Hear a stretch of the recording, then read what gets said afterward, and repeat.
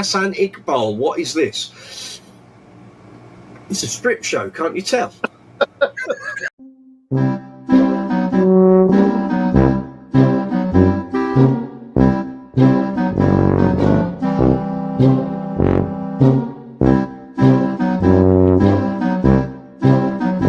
Hassan Iqbal, what is this? It's a strip show, can't you tell? Idiot. Sorry. Well, I mean, okay, so shall we go? Exactly. Yeah, I know where that's been. Thanks, That's Hassan. right. This is a bass channel. I know you've probably come in off of a shorts feed, a vertical live stream feed. We're talking bass guitars, my friend. Bass guitars, bass amps, bass effects. We're all bass players. If you want to join in the conversation, feel free. If you're here for cooking, we're not doing that. That's next week. So yeah. I've come for the cooking. I was told we were doing cooking this week. I've bought all my bits. I've got my pinny on. I'm ready to go. I don't know about the rest of you. Anyway, it's not cooking, is it? It's Brooks's Bass Corner. It's Tuesday night. It's 8 o'clock. Live chat 122. We're not doing cooking. No. That's just a flight of fancy. We're not doing cooking. No, it's live chat 122. Welcome. It's Tuesday night. Apologies for it being a little late. The PC needed to reboot and we're going live on Instagram. I finally got it all working. So that's happening. So we're on Facebook, we're on YouTube, we're on Instagram all together. Although we're on Instagram for an hour before I've got to put another 50p in the meter and renew the stream key. Anyway, hope you're all safe and well. Hope you're all having a good week. Let me just try and make this a little bigger, perhaps. StreamYard have been playing around with their settings again. Joy. Every week I come back into the StreamYard front end and everything's changed. Yet again, it's like literally the window I'm seeing that you guys are seeing is literally like really, really small. Bizarre.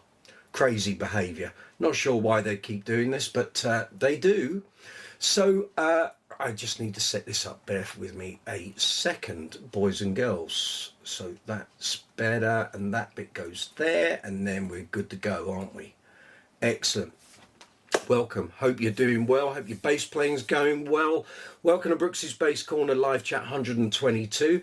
If you're wondering what all of that shenanigans was at the front of the live chat, so I've been tittering for the past week since last week's live chat. So there were a couple of little segments on last week's live chat that just caught my sense of humour. And poor old Hassan Iqbal came out with the gem of the day, which was his question was, and I see it regularly on the vertical live streams, what is this? What is this? Who are these people? What is this on my phone screen? It just made me laugh, and on the night, as you saw, we kind of ripped it out of him. So we now have the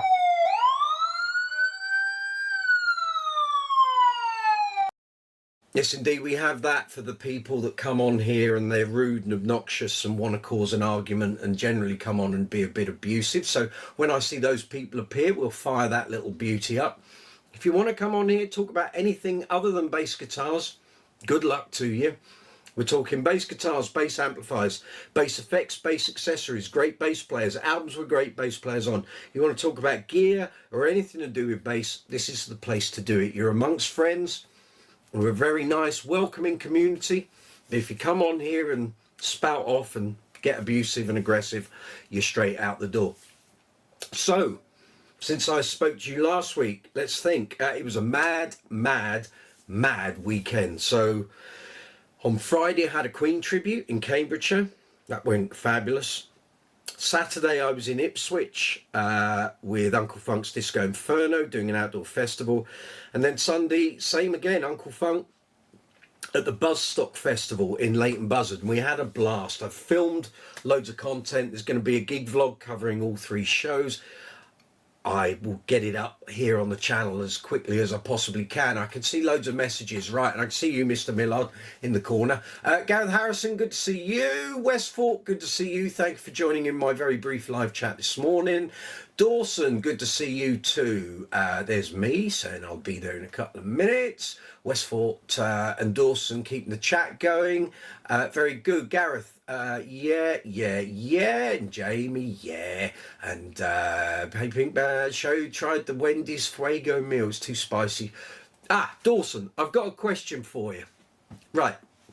When you've been on live chats before, you have a mug of coffee and you take a big swig of the coffee, perfectly acceptable, and then you chew something. So if you got something in the coffee, if you got breakfast cereal or something else, I can't believe you're chewing coffee.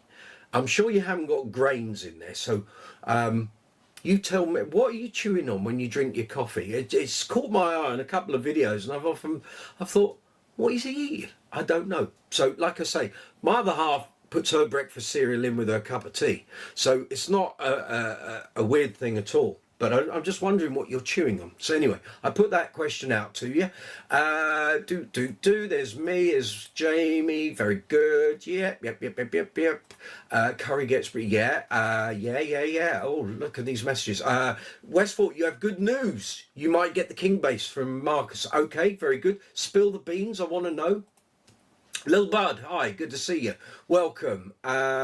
You're good, excellent too. Okay, I'm rattling through these. Gannon Nimsey, hey guy, how's your day? I'm doing good, although we lost a member of our animal family today. We lost one of our hamsters. Bobby Bobs passed away in his sleep, so not the greatest of days, but it's fine. Yeah, I can, crikey, we got loads of messages here. Rambas Dawson, you're chewing on digestive cookies. Thank you. That's put that question to rest. I just didn't know what you were chewing on, and you were getting stuck in, and I'm thinking, well, unless he's got his breakfast cereal in his mug, but that's not, as I say, it's nothing weird. And I thought, you can't be chewing on coffee beans in your mug. So people do all sorts of things. But anyway, I thought I'd ask the question. Now you've put me to... I've got the answer. That's what I wanted. Very good. Bill Derbyshire, good to see you too. Gan Nimsey, Tobacco Copenhagen, long cut straight. Don't know what that means. You're going to have to give me more meat on the bones to know what you're talking about there. Anyway, right, we're into Tuesday night live chat. Jamie's just disappeared for 2 seconds, so I'll pull him the screen when he gets back here. Emails are all fine. So if you want to join us, you can. It's come and join in live. So if you want to come onto the screen by video, it's almost like a Zoom call. Last week we had 6 of us at one point, all talking bass. It was fabulous. So hopefully we'll get the same kind of thing again. If you want to join in the video chat, you can come on by audio if you wish without the visual side of it. You just turn off the visual part of your camera when I bring you to screen. We just get your audio. But anyway, you can email me. There's a ticker running along the top of the screen. brooksysbasscorner@gmail.com. Send me an email. I then send you an invite. You click on the invite and you come to screen. It's as simple as that. If you've got any questions, anything to do with basses, bass guitars, bass amps, bass effects, bass accessories, great bass players, let's hear it. This is the weekly live chat for my hamster. I don't think so, Gannon, but anyway, thank you very much. Westfort, but I don't if I'm going to do a part exchange. What, on your current King bass? I thought you were quite attached to that. Okay, so which bass are you going to get from Marcus? Is it the King bass Retroglide or the Paramatrix? Bear in mind what we've said about Paramatrixes in the past. There's a lot of knobs there. It's not that it's complicated, but it's a huge circuit to know that if you're playing on stage and it doesn't sound right, where do you start adjusting? But if that's your thing, go for it. The Retroglide is a different thing. I'm sure Jamie will have a take on that. They sound quite different from most of the other King basses. I don't know if the circuit was tuned slightly differently or whether the chrome and the metal and stuff going on the bodywork and the pickups has an effect, but yeah. Dawson, I can see your request there. That's fine. No, it's a 30th anniversary from Marcus, friend on Bass Brothers. Right, cool. Got you. Can't see your request yet, Dawson. Hang on. Something's sat there. Something is sat there, and can I? There we go. Now I can see it. Right, let's just get you a live chat request invite. I want that, thank God, and I'll send that to you, and you can come on live. It's on its way. Here we are. Right, Mr. Millard, here he is. The man with the pink beard. Let me get my headphones on so I can hear you. Have a little bit of a different setup because I'm using a different device this time, just because I'm running between two. You can do that. I can. Actually, I've got three if I count the computer in front of me. But very good. Listen. How are we doing? Oh, we're busy as can be. There we are. Excellent. How are you? Rampant. Rampant. It's been one of those days. I've had two side doors. I'll bring you the screen. I've had literally two sides of A4 with stuff to do all day, and every time I get a job done, suddenly another 3 or 4 get added to the list. It's just been one thing after another, but it is what it is, isn't it? You just got to crack on through and get the stuff done. Not helped by the fact that I've got a gig on Thursday, which obviously takes a day out of the week, and then we get to the weekend and it goes hell for leather again. So it's all good. It's all good. Okay. Hello, Dawson. Hello, how are you? I'm good. Have you got your digestive cookies and your coffee? No, I got the toast and jam today, and I got I got some Japanese coffee here. Funky sauce. Tastes good. Funky sauce. Excellent. Good man. The chewing thing, I've seen, because when we do the live chat, the following day I go in and I do the timestamps and I extract the shorts and do all of that. And as I go through the videos, every time you're on, you have your cup of coffee and you're listening to the chat and it's great. And then I realise you take a big old lug of your coffee and then you're chewing. And I'm like, what is he chewing? I've not seen that before. But there we go. We've got the answer now. Digestive biscuits. Digestive cookies. Well done, sir. Westford, you love your current King bass. I think it will get the 30th anniversary as a sister. We'll get you. Someone's flush. Well done. Good, sir. We want to see pictures. So you can email me pictures and I can put them on the screen. Here we go. It's 4 of us. It's all... There we are. Hello, young sir. Good evening, sir. Looking How are you? devilishly handsome. Hello. Thank you very much. And your reaction and chuckling to the status quo comment last week has fueled my humour for a good week. Which one? And, the one where you said, well, I learned status quo songs while I was playing upright bass, and then we went into about a 60-second laugh fest. Yeah, yes, and that's fueled me for the week, but also the many hundreds of people that have watched that short. I've had numerous comments. And so anytime you wish to bring status quo into the conversation, you go for it. By all means do. Yeah. That's all good. It's all good. And obviously Jamie. their appearance on Hello, Rich. Their appearance on the Live Aid 40th anniversary fueled that even further, of course. Absolutely, yes. And why wouldn't you want to wear a bright pink shirt, frankly? Yeah. Well, who knows? Gee, I have nothing to say on that one. There was also a Live Aid story going around where Freddie Mercury had Francis Ross in an actual headlock or something. Apparently that's a true story, yes. Well, you see, they were... Quo and Queen were always very close friends because they would always pass on the touring travels and stuff. And obviously when they were coming up, Quo had kind of already started. So... that was always, and obviously also the fact that they asked Quo to be their support band the following year. Yeah. So they were always quite close. And Roger Taylor was the producer for Rick Parfitt's solo album, which he had done at that time. So there was all that interconnection. Yes, which is actually where they met John and Jeff as well. Yeah. Yeah. Yeah. And also when Queen played at, I think it was Wembley. Don't think there was any scene when they played at Wembley Arena the year before in '84 on the Works tour. Parfitt got up and did a couple of songs with them, so there's all that sort of mixing, band mixing, if you like. Wrong one. Hey, I remember you from Iraq. Oh God, here we go. Sorry, it started already. Push the button.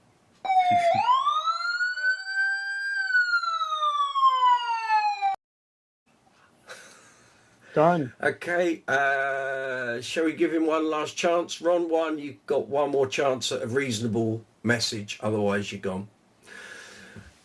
Westfall, I'll definitely send you a picture, thank you very much. And we'll have your bass tone straight from the planet Uranus. I'm not pronouncing it the way you want me to pronounce it either, so good luck with that. There's a place here that makes fudge and they call it that. Well, exactly. I look forward to seeing the photos. Should be good. Should be good. So there does seem to be a dearth of new status bits and bobs floating around secondhand. There are at the moment, yes. People trying to cash in, pushing up exaggerated prices. Like the one you and I were talking about on email the other day. Exactly, that one, which is basically part of that series of the regurgitated bodies that they found that hadn't been used. Got all the bells and whistles put in and then flogged off, and quite right too, but not nearly $8,000. No. That guy's hoping, but it's not going to happen. No chance. Absolutely. No chance. That's just wishful thinking. And I also quite like the T-Bass they've got on sale at Bass Direct. It's They've had that for a few weeks. Yeah. I mean, it does look immaculate, but... oh, yeah, it does, yeah. Yeah. Lots of money, though. It is, and I would suggest you try it before you buy it, because they've got... I'm not buying it. The T-bass sound of those PJ ones is quite different, and someone said to me, oh, it must sound like a Matrix. It doesn't sound anything like the Matrix. The Matrix EQ and board was tuned to that period. Neither will it sound anything like a King Bass Mark II, because it's smaller. I can't remember if that actually, let me just quickly check. I can't remember if the modern graphite necked T-basses have a 3-band EQ. I thought they was 2, bass and treble. I think they're 3, but let's have a look. You may be right. I may be crazy. 2. Yeah, you might be. Yes. Dogs are going mental. They didn't have cupcakes today. We don't do cupcakes. You're thinking muffins. Muffins, that's right. That's right. Muffins with sprinkles, yes, of course. Right, hold on. They've made it a bit difficult. There we go. No, Richard, that does look like a treble and bass. Oh, right, okay. And it's sold. It's out of stock. Go on, mate. Because I was looking at it yesterday, so yeah. It's gone. For people who want to see what we're actually talking about. It's a Sunburst late run T-bass match, 2019-ish, isn't it? And it's nearly identical to the one that Mark King played. Yeah, it's just treble and bass. Yeah. All right. Okay. Specs. Yeah, volume pickup, pan, bass and treble with an LED switch. Smashing. Yeah, they are. They are, but again, as Richard says, there's no 3-band EQ. There's no mids. Yeah. So if you want that kind of tone that we kind of get out of anything with a 303 board, you're not going to get it. Stacy just popped in on the tail end of the Uranus comment. Very good. Yeah. Yes, very good. Bill, oh God, I'm missing out all these. I've got to star these. Hold on. Got to do the starring, haven't you? Got to star the comments, apparently. Westfall, sorry, I went off. What happened with my comment? No, it's still there. It's still there. Stacey Butter just maybe the... Oh, she's picking up on the Billy Joel reference. Very good. Right. Yeah. So there. Yes, so that's that T-bass, and it's sold. So someone's got themselves a very nice bass, but yeah, a little pricey. It'll be interesting to see if it suddenly resurfaces within a couple of months at a vastly expanded price. Probably will be. Of course. Why does the top pickup have 2 different layers? It's a split coil pickup, like on a Fender P-bass. It's a precision pickup. It's a PJ setup instead of humbuckers, which you would normally probably associate with a status bass. Or the 2 jazz. Yes. It just makes it have a better tone, I would assume, than just having a single coil.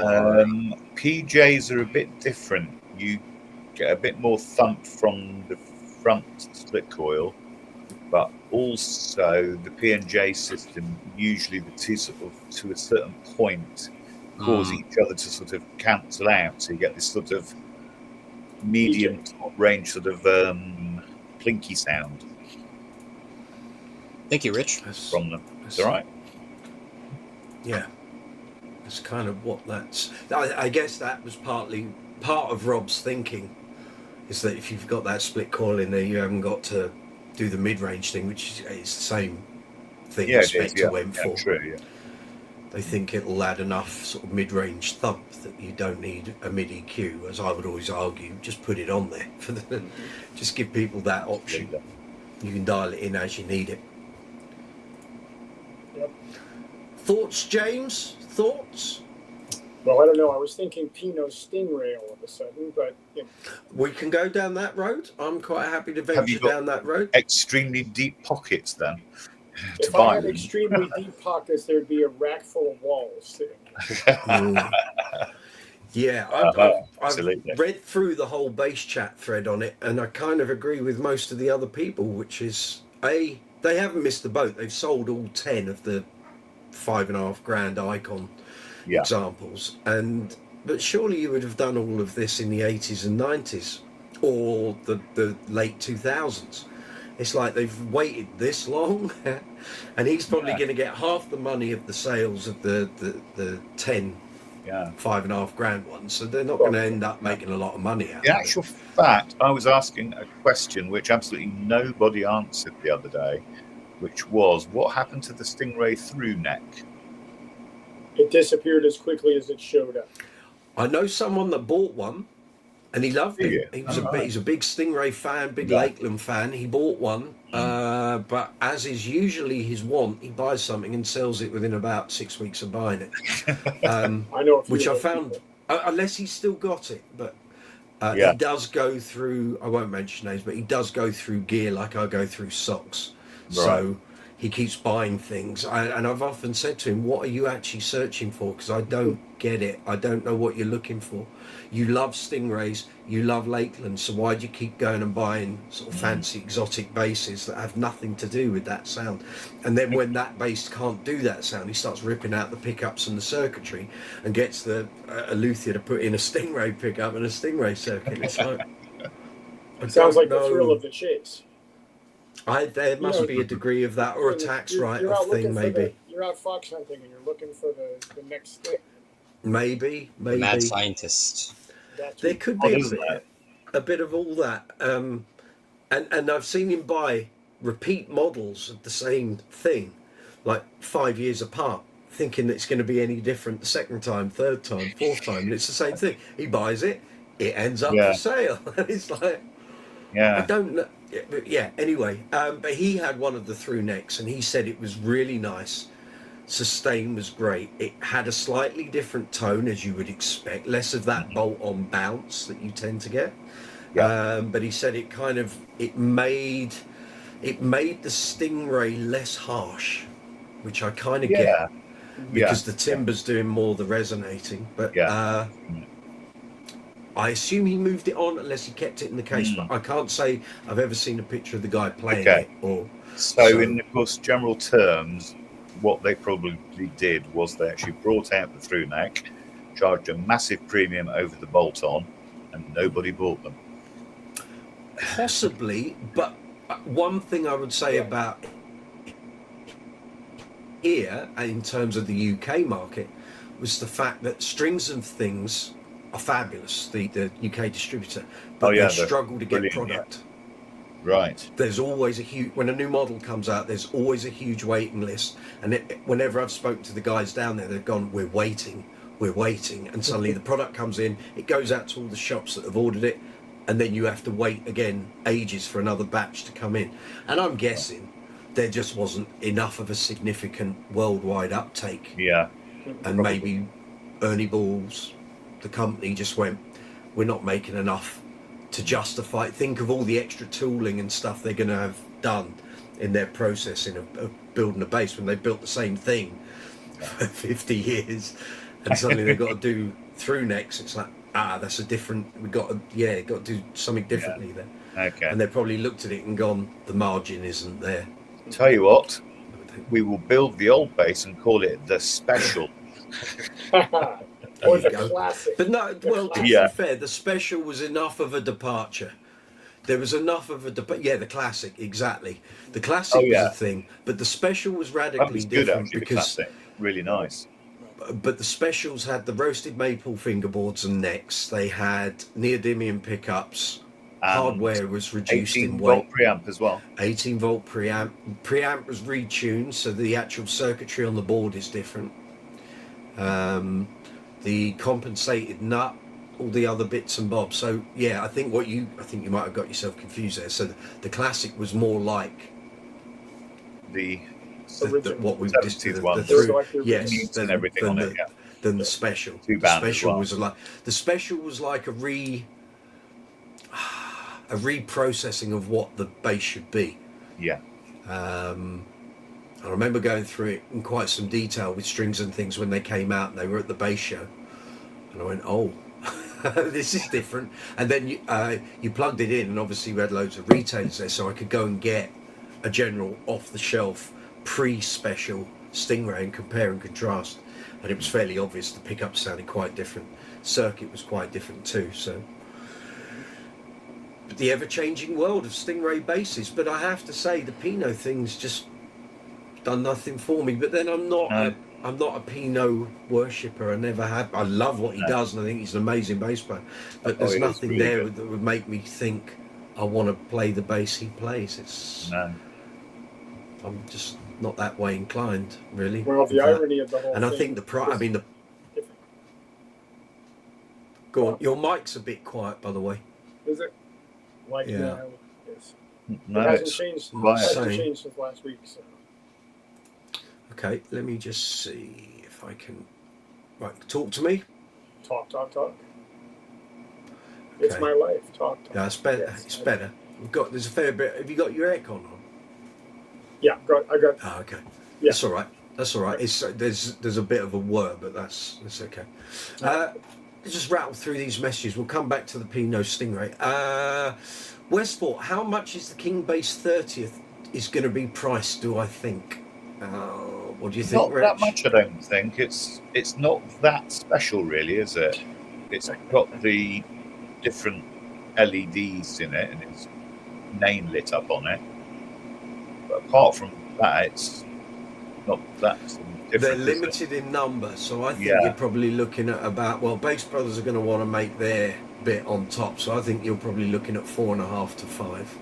Yeah. If I'm honest. I'd agree there, yeah. Purely based on the fact they are so limited in number, and you don't see them come up very often.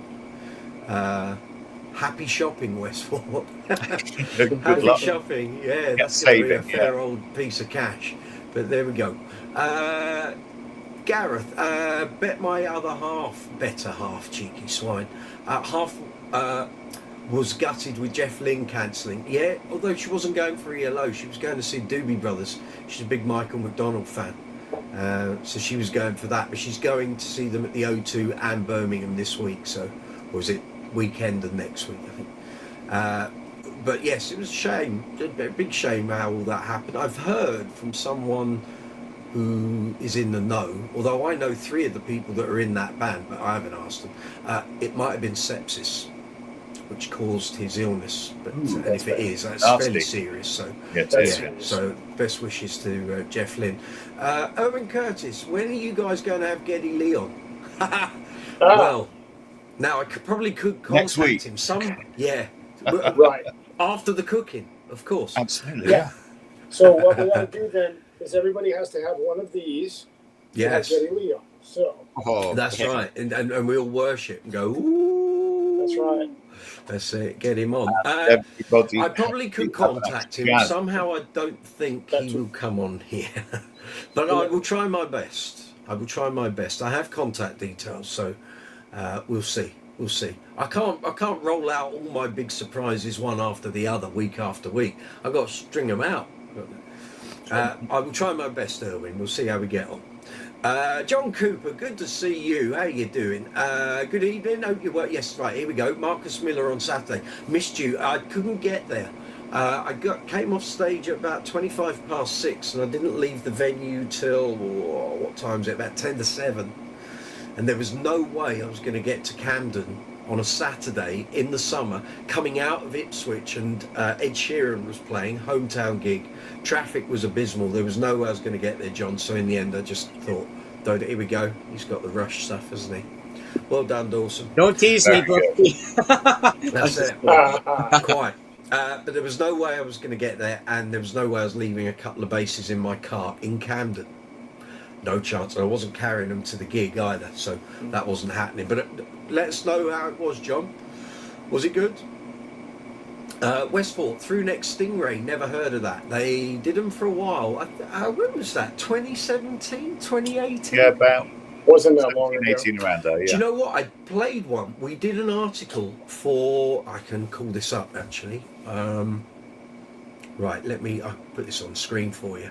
So, back in the days of Bass Guitar magazine, we did a big feature on StingRays. Image file, here we go. Right, let me get this, and then you'll see what I'm talking about. Right, Bass Guitar magazine, features, what we want. Whoa. That's not the feature I want, hold on. That's all well and good, filling my screen up with London Bass Guitar Show. Here we go. The Ultimate StingRay Guide feature. Thank you.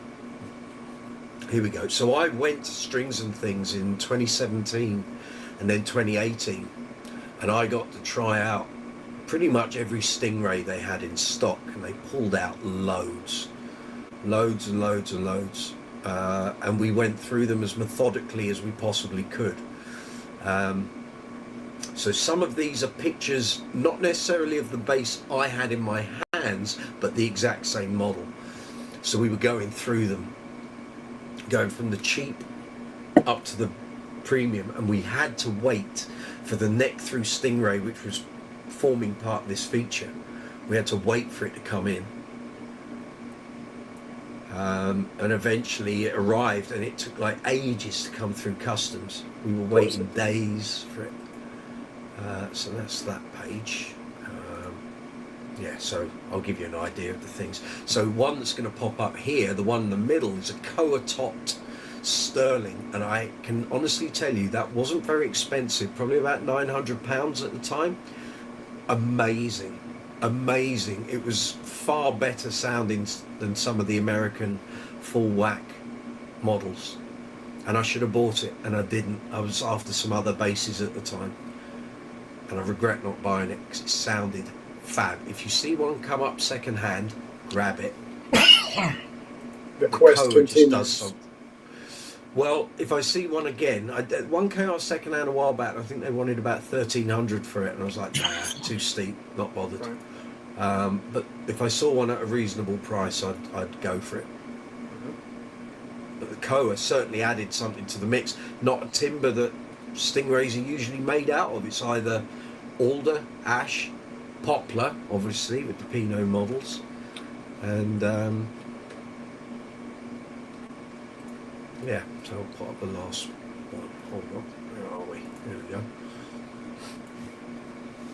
So that completed the StingRay feature, and the neck through is the last one on this next picture. There, the Sunburst one.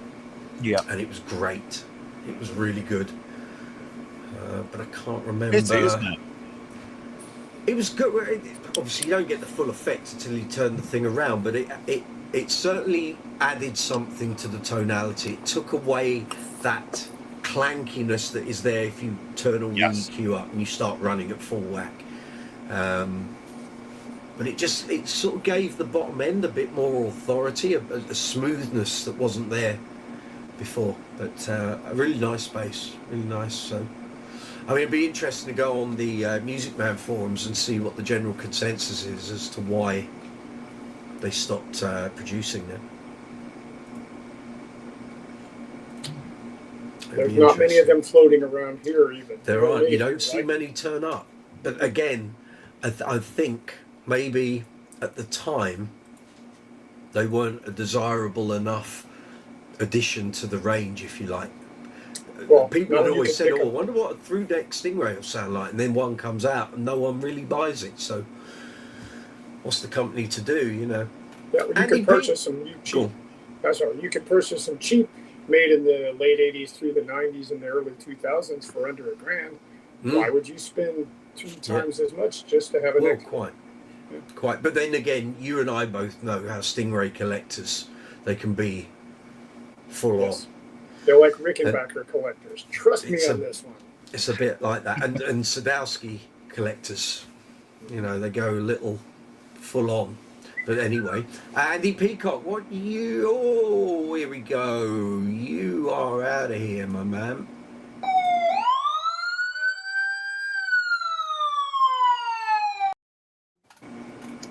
Done. Yeah. Another one bites the dust. He didn't like that. He just disappeared. Another one gone. Yeah, exactly. There we go. Gareth, isn't he more P-bass guy? Well, this is it. You see, the problem is generations are crossing over. The amount of people who've said to me in the past week, but Pino's a P player. Not the 80s. Not. Now, I can't remember. What bass was he using when he did the D'Angelo stuff? Was it P-bass with flats or was it Stingray? I think it was Stingray. Stingray. Could have been mostly Stingray, but I think it was both. I think you're right. It's both. So basically, from the point that he became seen, which was with Gary Newman at the end of the 70s, up until mid-2000s, he was a Stingray player. Stingray fretless. That was the deal. The amount of basses of his that he's put in the gallery over the years, he's had loads of stuff. But predominantly, he was known for the fretless Stingray tone, and that's why he was associated with that bass. So the P-bass thing is only a more recent thing in the past 18, 19 years, Gaz. But again, us old farts, Dawson accepted, for us he will always be that Stingray player as opposed to that P-bass red with flats. You know, that's the way that pans out. Chris Dwyer, yeah, but what about Porcupine? Oh, I answered him. One of those.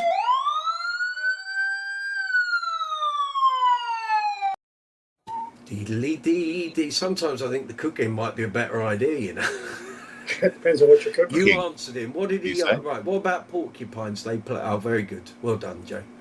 See, this is what happens. You see, we go onto the shorts feed, we get dimwits coming in. But that's all right. I've got my button. I can bomb them out. It's all good. John, at the Marcus Miller gig, something pretty special happened. Check my email. Oh, you met him, did you? Let's have a look. I now have Mr. Miller's autograph. Oh, good, you got it done on your Sire 5-string. Excellent. There we go. Nice. Superb. I assume he was on good form. Well done, John. There you go. You now need to lacquer over that or it will come off over time. Yep. Jamie, suggestions? What to use over that? So it depends on what it was signed with. Looks like a black Sharpie. Was it signed on the scratch plate or on the body? On the scratch plate. Okay, so in theory, what you could do instead of doing all the bit with spraying, just purchase another scratch plate and hang that one on the wall. There you go. Good idea. It will go over time, I promise you, John. So if you want to protect that, either you've got to lacquer over it or replace this plate.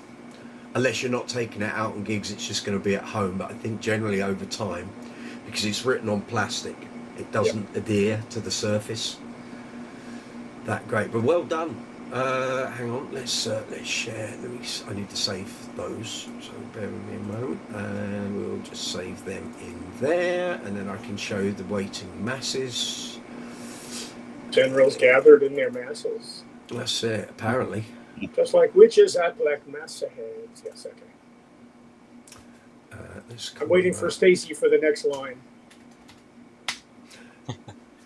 Oh, here we go. It's trying to replace all my file names. 101. Right, let's share that so people can see John.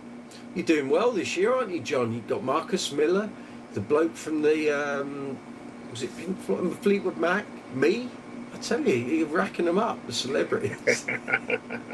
I'm winding you up, of course. Right, let's just show the people. John McPhee. There he is. Look at that. Very nice. It's like two peas from the same pod. How about that? I presume he was in good form. I saw a couple of video clips and he was playing his arse off. Good mixture of material. You tell me, John. Let's have your review of the gig. Pink bass. Yeah. Toasted sandwich. What's happening in it?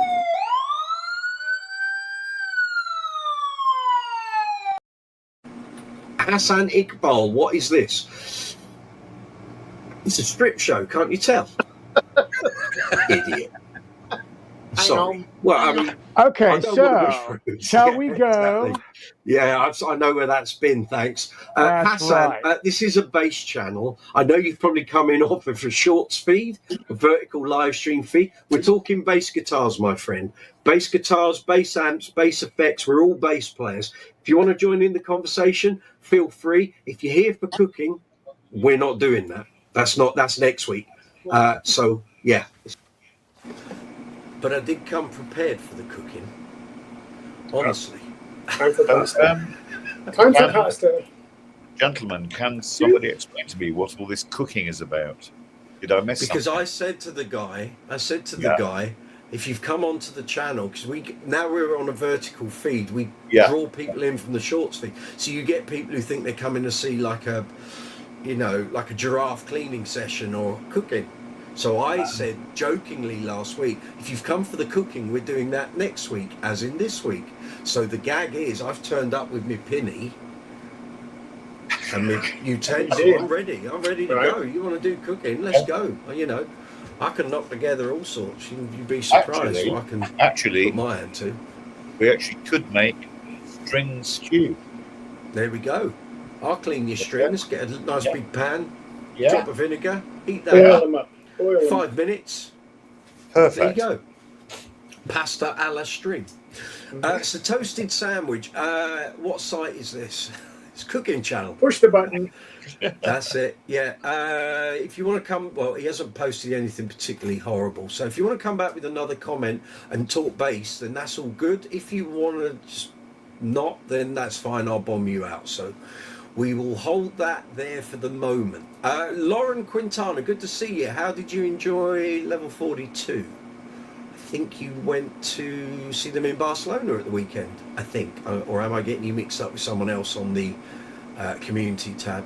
Someone was telling me over and over again how they were going to Barcelona to see Level 42. Good evening to you, mates. Nothing to do with tonight's topic, but tomorrow I'm getting married. Congratulations to you. And getting your first Enfield Lionheart bass will get you. 2 for 1. You're very blessed. Exactly, double bubble, I'd say. Well done. Very good. Also, I have to say, obviously, tonight's topic isn't just Stingray bass. We're going to talk about John Deacon. We're going to do a bit on Queen. We've just had the 40th anniversary of Live Aid. Queen just blitzed the show, of course, goes without saying. Firmly acknowledged across the music industry, whether you like Queen or not. They stole the show. Simple as that. Okay, got those messages. Best of luck tomorrow. Hope everything goes fabulous. Hope you get good weather as well. Westport, the King bass is up at 5.5k. Which one? The 30th anniversary one. All right. Hey, Brooks, I got to get going soon. Okay, sir. Okay. You got any questions, Dawson, before you head off? Just a small announcement. The Grand Master of Bass, Paul McCartney, announced his new leg of his tour, and he did. Pre-sale is today, gentlemen. So hop on. I'll let other people with more money have those tickets. That's not for me, I'm afraid. they're probably just as much as a Stingray bass. So they probably are, and King bass together. And after what happened with Jeff Lynne, I think a lot of people might now be second guessing buying tickets for tours that are some way in the future by gentlemen of a certain vintage. And I think so many people have been bitten where they've bought travel and hotels and everything. and found themselves out of pocket, and they're trying to get money back. You ain't gonna get any money back. And I had a chat, I can't remember who I was talking to about this. It's like, how can you hold an artist to ransom because you, for whatever reason, bought tickets to go to their show and they've had to cancel for health reasons? You honestly think that artist is going to pay for everyone's travel and hotel? It's not going to happen. Not going to happen. So I'm a happy camper. This is my my souvenir from ring, his last show. So I got Very to see good. I got to see him. Yeah. That's all Very for me today. Thank you. All right, my man. Take it easy. Have a good week. We'll see you Have soon. a good Keep one. putting your biscuits in your tea. Well done. Right. Most impressed. So Stacie is probably. I presume Stacey's watching. We got She's an on. answer from Dawson about what he's eating in his coffee. Digestive cookies, apparently. There you go. I'm enlightened. James Howard, good to see you. Hope you're well. Westford saying hello to people. Laura, P Bass with D'Angelo. Thank you for it. So it was round about 2000, 2001 that he sort of made that switch, as we were discussing that some generations think Pino's a StingRay player and some There it think is. he's a precision player. That'd be the Yeah. Oh, main you've got window. one of those, have you? Yeah. Do you use it? I picked it up last week in a Oh, that'll be on trade. sale already. That's already. It might be soon, yeah. That'll It's be a a, Nate Mendel. it is a Nate Mandel with the Yes. Seymour They're good basses. pounder in it. They're good basses. It has a lot of shove to it. Of I course was it does. talking about, now remind me, who was on last week's live chat talking about putting a quarter pounder into, oh, it was Gareth. Yeah. Sorry, Yes, sir. Gaz. Yeah. I'm sorry. Yeah, he was looking to replace it. Well, there you go. Give us your assessment of that pickup. Smooth and rich. No, the you're bits rich. aren't too Dumb-tish. nasally. I'm here all week. Yeah. It's good. The top Two is bob for the hour. too sparkly, but the actual bottom end is absolutely huge on it. Yeah. Yeah. Those quarter pounders by Seymour Duncan were kind of the P pickup replacement. Yeah, for Easily ages, for weren't about they? 10, For a 20 while. years. Yep. I remember loads of guitar players swapping out their single coils and having stacked humbuckers in a single coil. Exactly. They're getting loose. That was the pickup. If you were going to take your Strat pickups out, or sometimes guys would just put it in the bridge so it made it less thin and leave the front two as they were. Yep. But they're it's a hefty pickup range, that. It is. So, Yeah. Yeah, it's quite lively. Have a go. let's hear. I can see your response, Lauren, about level 42 in Barcelona. We're going to get there in a second.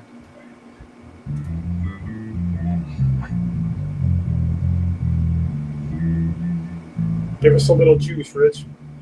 Huh? Give us a little juice. Yeah. Up Do a it a bit. little more oomph, volume Boost wise. it up for us, man. Boost it up. Let's take a listen. Hang on. Wake up the folks next door. That's it. Come on now. Let them know you mean it. That's right. There we go. Yep. Solid. They're a good bass. Yeah. I think they're undervalued, and I know loads Yeah. of people that use them on pub They are and good. club dates because they're significantly cheaper than the current stuff that Fender are knocking out, and they sound just as good, if not better. Yeah. Those are Mexican very made. true. Those are. Yeah. You should keep hold of it, Rich. Stick a single coil in the bridge. Or another set of P's. Now there's a thing. Double Or P. just keep it as is. Or that. Yeah. Standard. Yeah. Standard.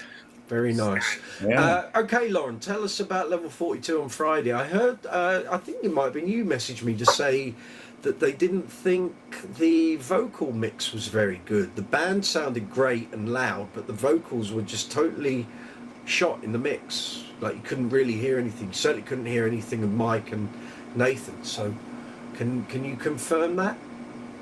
Nice to DJ. I need to add new on. Okay. Got that. Yeah, they're adding you on their Facebook. Westport, a question with what would you clean gold hardware? I use Never Dull, which is a product you can buy on Amazon. Easier to get abroad than it is here in the UK. Price of it has shot up, but it's what I use for anything that's brass or gold and gets tarnished. Never Dull. It's like a wadding, like a material, like a wool, and it has the polishes within it. So you just every couple of months you turn the tint upside down, it coats it all, and just a little bit, rub it. Looks fabulous. Gleams. I use it on my alembics. It's great, and my Arias. Anything with brass, nut, brass bridge, gold hardware. That's the stuff. I have nothing with gold hardware. You've got nothing with that. I've got nothing with gold. Right. Everything is chrome or nickel. All right. When you finish with it, you just put it in the bin and wipe off with. So it will make whatever you've wiped it on with. It'll make it like a misty swirl. Yes. Kind of like it's like a cream. It's cream, but it's not. And then leave it on a couple of minutes. Wipe it off with a cloth. Fabulous. So it's Toasted actually... sandwich, you're back. I was trying to ask what the site with all the details on the StingRays. I apologise. You have to be clear when I get bombarded. It doesn't matter whether it's a regular Tuesday live chat or a live chat during the week. I get bombarded in the chat window with people with speaking pidgin English, and they'll go blah, blah, blah, blah, blah, blah, and I have to try and work out what they're talking about. So I apologise if I seemed obtuse. Going to write something in the comments box. Make it clear what you're talking about, because my brain's going at like 300 miles an hour, and the chat, as we found in recent weeks, we can go through 3.5 hours and barely draw breath. So for future reference, when you're asking something, please make it as clear and eligible as you possibly can. Right, you're asking for the site with all the details on the StingRays. That wasn't a website, that was an article that I wrote for Bass Guitar magazine back in 2018, 2017? I know we had a delay because we were waiting for that bass. I'll tell you when it was. Features, articles, here we go. That was, if I view the details, I'll get the full gamut, won't I? Right, that was Ultimate StingRay Guide. No, that can't be. Apparently, it was published in 2019. There you go. So probably about just a year before we went into lockdown. So I would have written that. I thought I wrote it in 2017, but it must have been 2018 going into 2019. That's probably right, actually. If you want any of those files, if you can't find the magazine they were in, I'm trying to think what was... 2019 would have been... 2 seconds, I'll tell you. It would have been... That would have been round about issue 170, somewhere around that region. If you want the files, I can send you the PDF scans if you want them, but there wasn't one site with them. It was, like I say, it was me posting up the screen, the file. Yes, Lauren, yes indeed. Sound was huge, atmosphere was excellent, super. Nothing like a good JD slapped in anger, I'd say. Zoomer's Music, right. Good to see you. Hope you're well. Zerg, oi fellow Baldis. Not me. I've still got my Barnet, mate, thanks. He's working part of it. Some of it's still there. Westport, 26th of July, you're seeing Level 42 in Germany. Can't wait. Enjoy. Anyone that joined in on the live chat on Thursday will know we had Level 42's drum tech on here. My mate Jem, who's Pete Ray Biggins' drum tech, was here having a chat. He was at Heathrow, and I told him off because he should have told me that he was at Heathrow, and I would have gone and met him for a couple of beers, but he didn't tell me, and then said, "Oh, we'll meet up." It's like, do you want to tell me when then? But you may well see him again here on the live chats. He's a lovely chap, a fine fellow. and a very good drummer as well. So he was on. He was telling us that they were getting ready. They were flying out to Barcelona on the Friday, and they had a 5:45 lobby call. Good luck with that. Those early starts aren't for me, I can tell you. Lauren, Pino also used a Fender Jaguar bass in his PSP project and in the Who as well. Rampage, just Dawson. You've just left. Does it do Status Quo play Status basses? John Edwards does. Yes, he does indeed. Literally the whole time he's been in Quo. Yeah. He started 1986. 86. No, 85. When he first joined, when they played at Wembley, he had an alembic. He was using the alembic on stage, because I've seen the stuff of Queen's roadies clearing the stage, and there's an alembic in the guitar stand. So John Edwards was always known for having an alembic and Status stuff, and he just stuck with the Statuses because the necks didn't move. Yeah. And all the stuff Quo used to do used to go all over the place. Yeah. He just needed all a bass. Over the world, yeah. Used to do Middle East all the time. Zerg, you're playing bass next weekend for a goth rock gig. Excellent. Where are you playing? Are you in the UK or are you elsewhere? Where are you playing? What show are you doing? Let us know. There are new comments. Blimey. The comments are flying in. Very good, people. Oh, and please remember to give the video a thumbs up. It's the most important thing you can do for this live stream. For me, for the channel, for the video, all the videos, please give them a thumbs up. It's very much appreciated, and it helps to project the content out to more bass players. Then more bass players come in, we get more knowledge, we can help solve more problems. How about that? Right, yeah. Dawson, I'd say that bass tone is quite rich. What, on Status Quo? Oh, sorry, the message has gone back. He's talking about your Nate Mendel. That's yes, very. Kaza, Ireland belongs to the Irish. Did anyone say they did? No, I didn't bring that up. Kaza, if you want to reply with some sort of pleasant message, feel free. Otherwise, you're going to get one of these.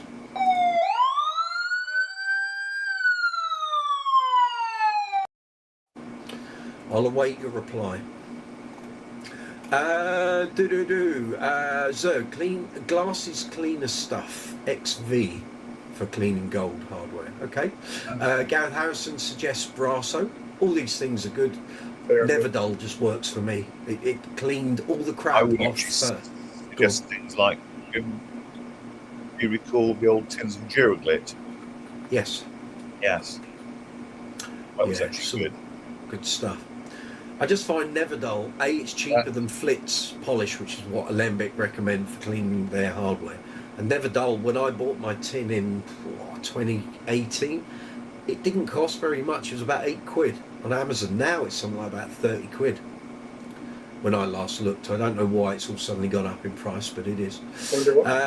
Westford, okay, nice. What is the brand? Are we talking about the Neverdull, or are we talking about the glasses cleaner?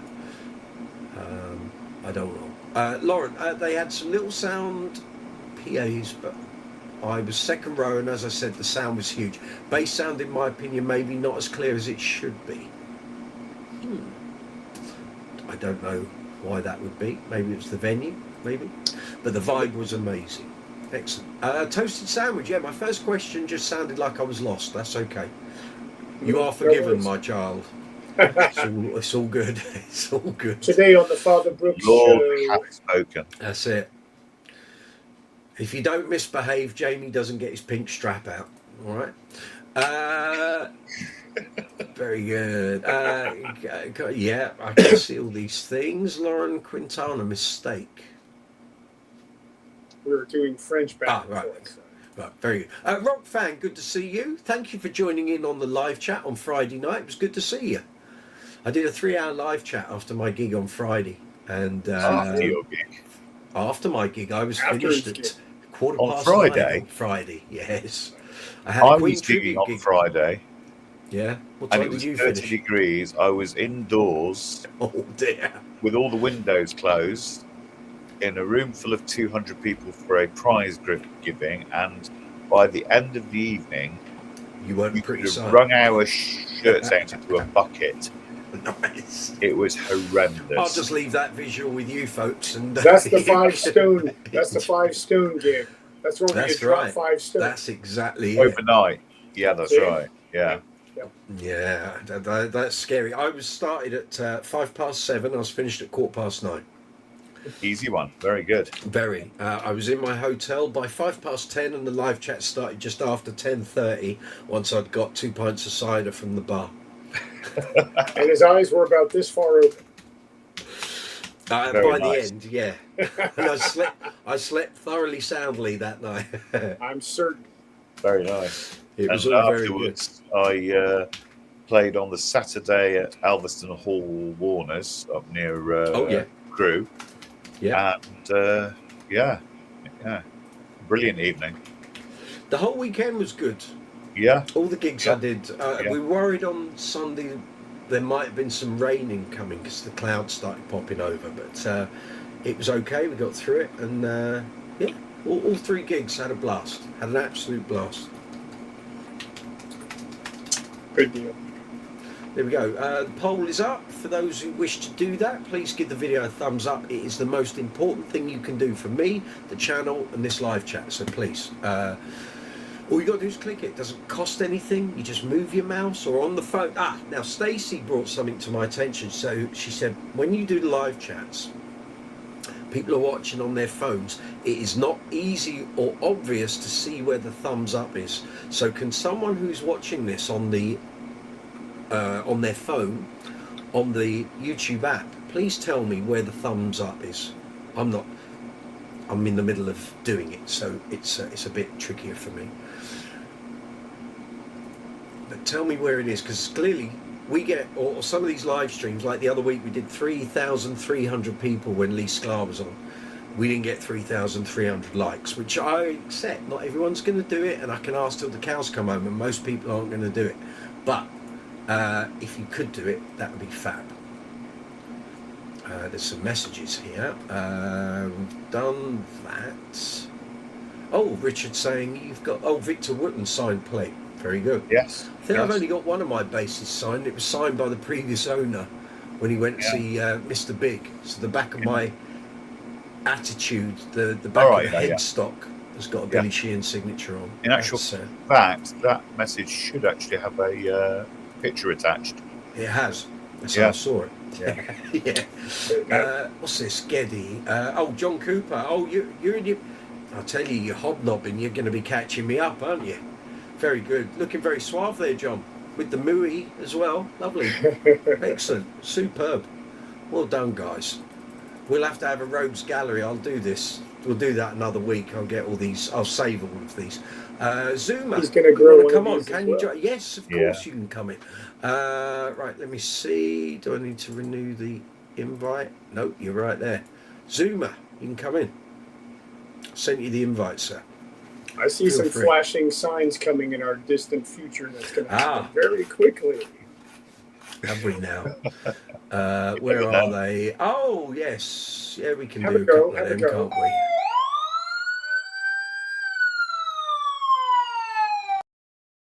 Very good. Well spotted, sir. Yes, indeed. Keep going. There's more. Oh, nice. Okay. Nice name. Well done. Was with there a reply. With a reply. And still are. Yes. I've got to work my way through this. So the messages are rampant. Right, Rock fan, good to see you. Clear, concise English spelling of sentences requires an educated person. Unfortunately, this is in short supply in 2025. Ain't that the truth? Jamie doing his best French. Yeah. Ferme, La Douche, La Rouge Fromage, Rodney. That's about my extent of French. Rock fan giving the thumbs up to the stream. Fabulous. Westport, the greatest drum for the greatest drummer. Not sure what that is. Okay.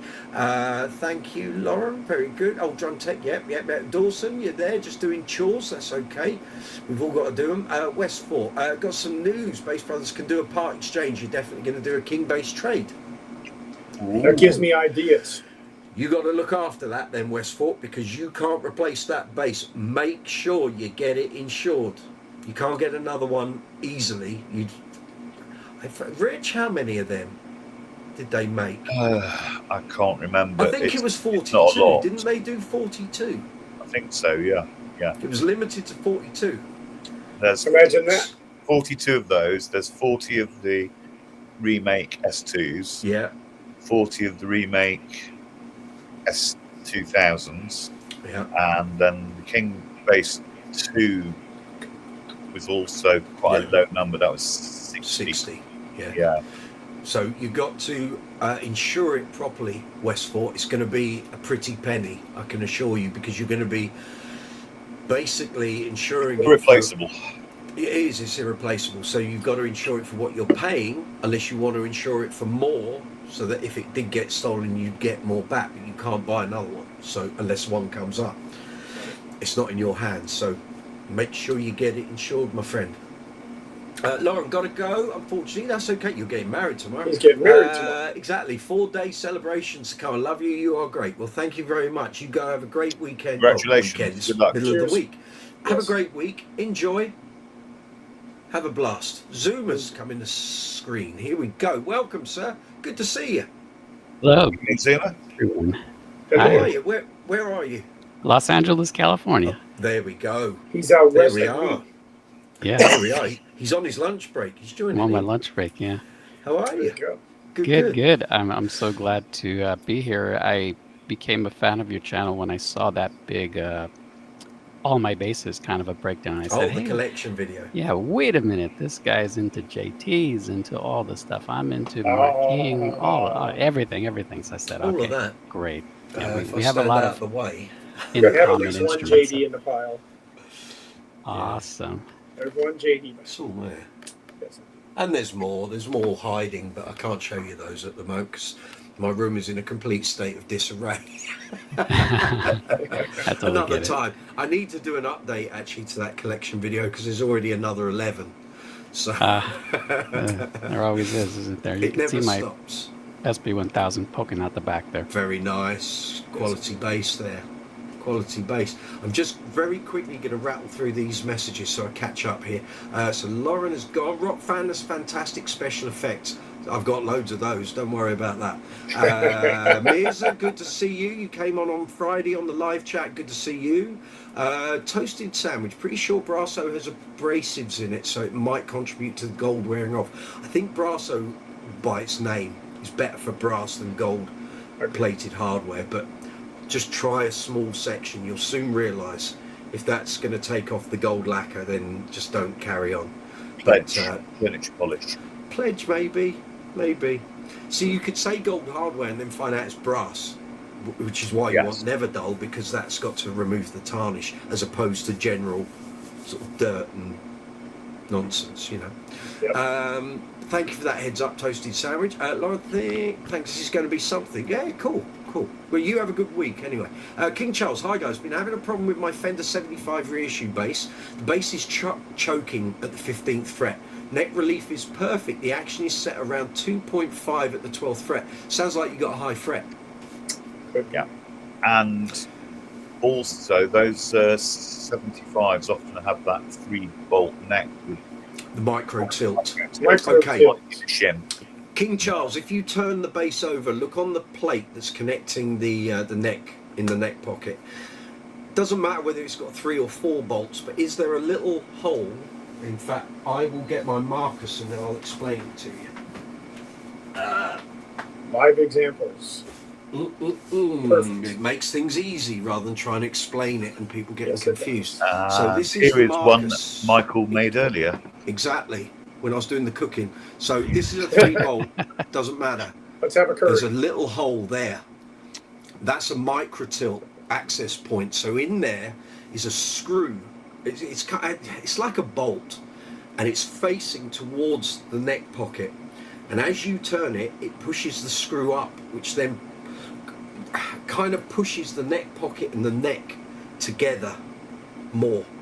So that basically the strings get closer to the frets. It could be that's set too high, but generally you would have that on the higher part of the fingerboard, not at the sort of 12th and 15th fret, because on here the 15th fret isn't anywhere near the neck pocket.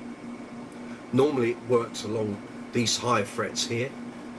So just see if you've got one there. It's a very small, it's a Phillips screwdriver, I think. It's either a Phillips or a... I thought little Allen key, isn't it? It's an Allen key, yeah. Is it? Yeah. Yeah. Yes. I'm sure I saw Bernie do it with a screwdriver. Oh, right, but okay. anyway, Possibly, yeah. maybe just have a look on the Fender website and it will tell you what that... You should actually, if you've bought that new, it should be in the gig bag or the case in a little plastic bag.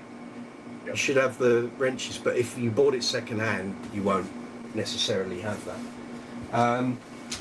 And just slacken it off and see if that improves things. If it doesn't, then I think you've got a high fret. And you can work it out. I mean, it would be obviously around that area, but literally, if you get like get a straight edge, a metal ruler or something, put it on where you think the fret is, and if it's not laying flat across the other frets that are close to it, adjacent to it, then you know it's that fret. If you can rock it, Right. it'll be that. And then it's a case of getting that filed down and recrowned. You can do it yourself if you feel confident enough to do it. It's not a difficult thing, but you need to have the correct files to do it. So you need a crowning file, and you need, I don't use pardon my language, YouTube, but this is what it's called, a bastard file. You don't use that. You want a proper, I can't remember what they're called. I ordered one because my old ones wore out. Basically, you've got a crowning file, but you don't use the crowning file until you've got the fret down in height, and then you run the crowning file across the top, and it gives it the profile that you want. Otherwise, you've got to take it to a tech or a guitar shop and let them do it, and it will cost you probably 50 quid. Some people call that a radius file. Thank you. Well done, sir. That's what I pay you for. And I wait for the response. You don't even pay me. King Charles, bass does have a high mass bridge and a micro tilt neck. Well, there we go. To be honest, I think the previous is the root of the problem. Just slacken off the micro tilt. And to be honest, I've got a couple of basses with it, and I tend not to have it active. I don't have it engaged to do anything. Rob Fan, pints of beer after the Friday gig and we were all drinking together. There we go. Absolutely, quite right. Jamie, you've done that. Mirza, I would like to know, how do I improve rhythm and timing? Boys, off you go. Start with a metronome. Yeah, absolutely. Start with an actual you can get metronome. An app on your mobile phone, which is a metronome or a drum loop. Yeah, and gradually half the actual pace. So if you actually begin at sort of 1, 2, 3, 4, and then 1, 2, and then 1. Mistakes become more apparent the slower you go. Yes, that's right. Unless you're playing speed metal. Because you're actually sort of teaching your inner clock to actually know where it beats. A lot of it is ear training. It is. And sensory perception of beat and where to place a note before, on the beat or after the beat. Yeah.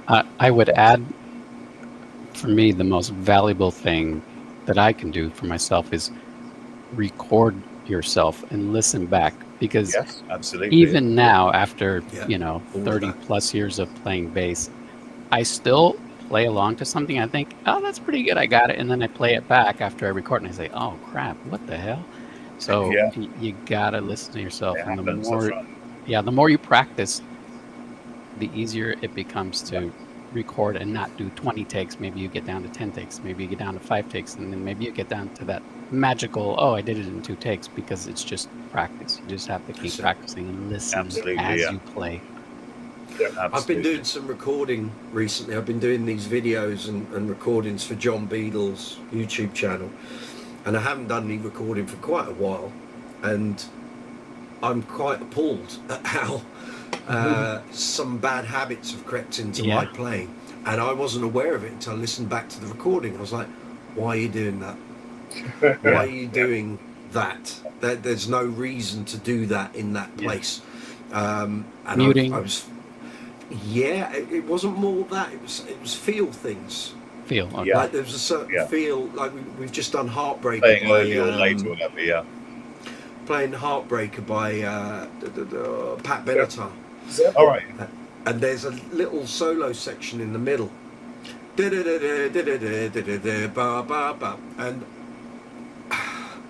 I was string skipping without even knowing it, just letting my fingers do it, and raking. And it was like, you don't need to rake this, you can just play them as independent notes. But you've got to, it's almost like a staccato part as opposed to a free-flowing part.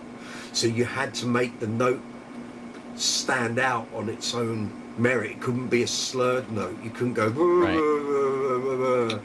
Right. And and it goes by at quite a pace. And I was like, no, you've got to slow this down and get it right. And for a couple of days, I thought I had the notes right. And I realised there was one note out. When I listened back to it, it was like, that's not right. And as soon as you change that, it changed the whole way of positioning your hand to get all those notes in one position without having to move your hand. Once I did it, I found I was actually playing one of the lines too complicated. I could actually play the rundown, so the second rundown. You can do it all on the E string. And before I was trying to play it across 3 different strings. It was like, why are you making it too hard? But again, these things creep into your playing over time.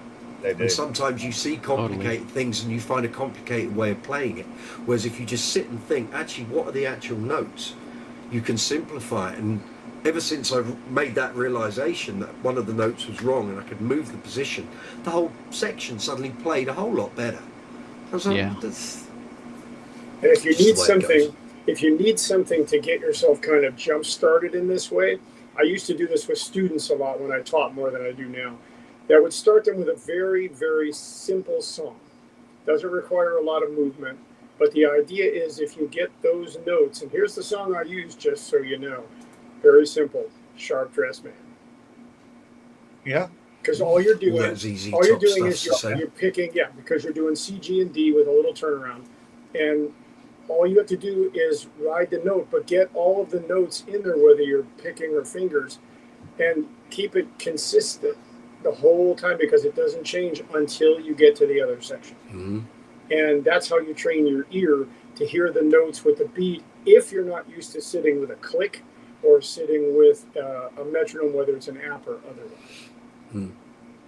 Yeah, eighth notes are deceptively challenging. That they feel, are. dung, dung, dung, dung, dung, dung, dung. And sometimes it's not even the fact of your playing fingers, it's actually your fretting finger and the pressure you're putting on the string and string noise, resonance. Are you choking the note off too early? Yep. You know, all those things. And I mean, I've always found doing recording, you suddenly zone in on it and every little characteristic is jumping out in your ears. You got to take a walk outside for 5 minutes and refresh and come back.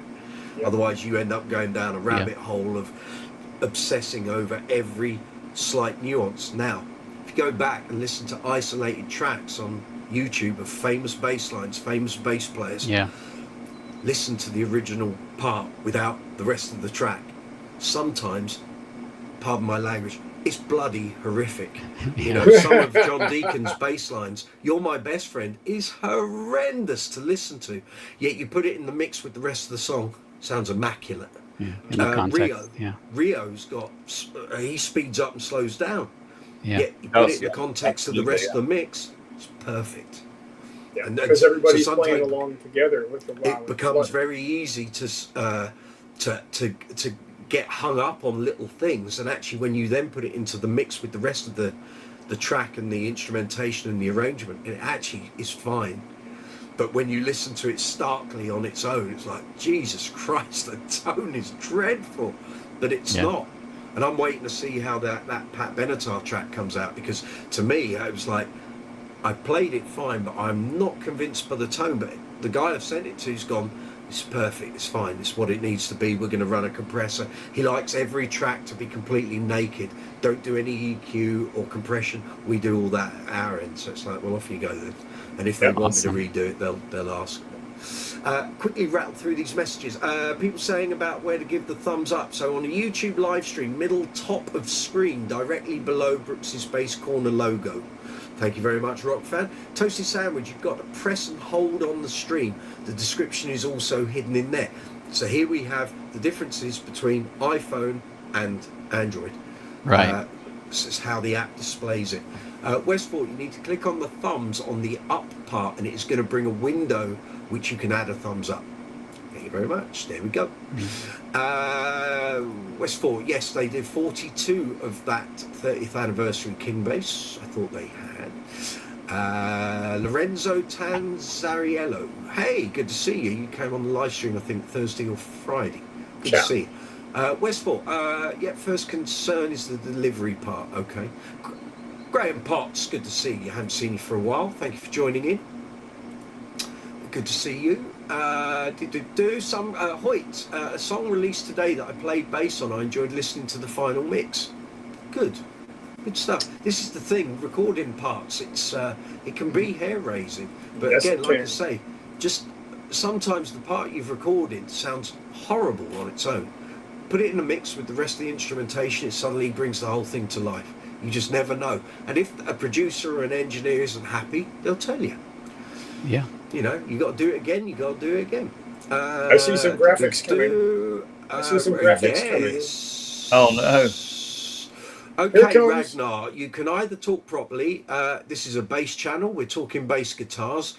If you're gonna talk a load of old nonsense, you get one of these and you're bombed out the door.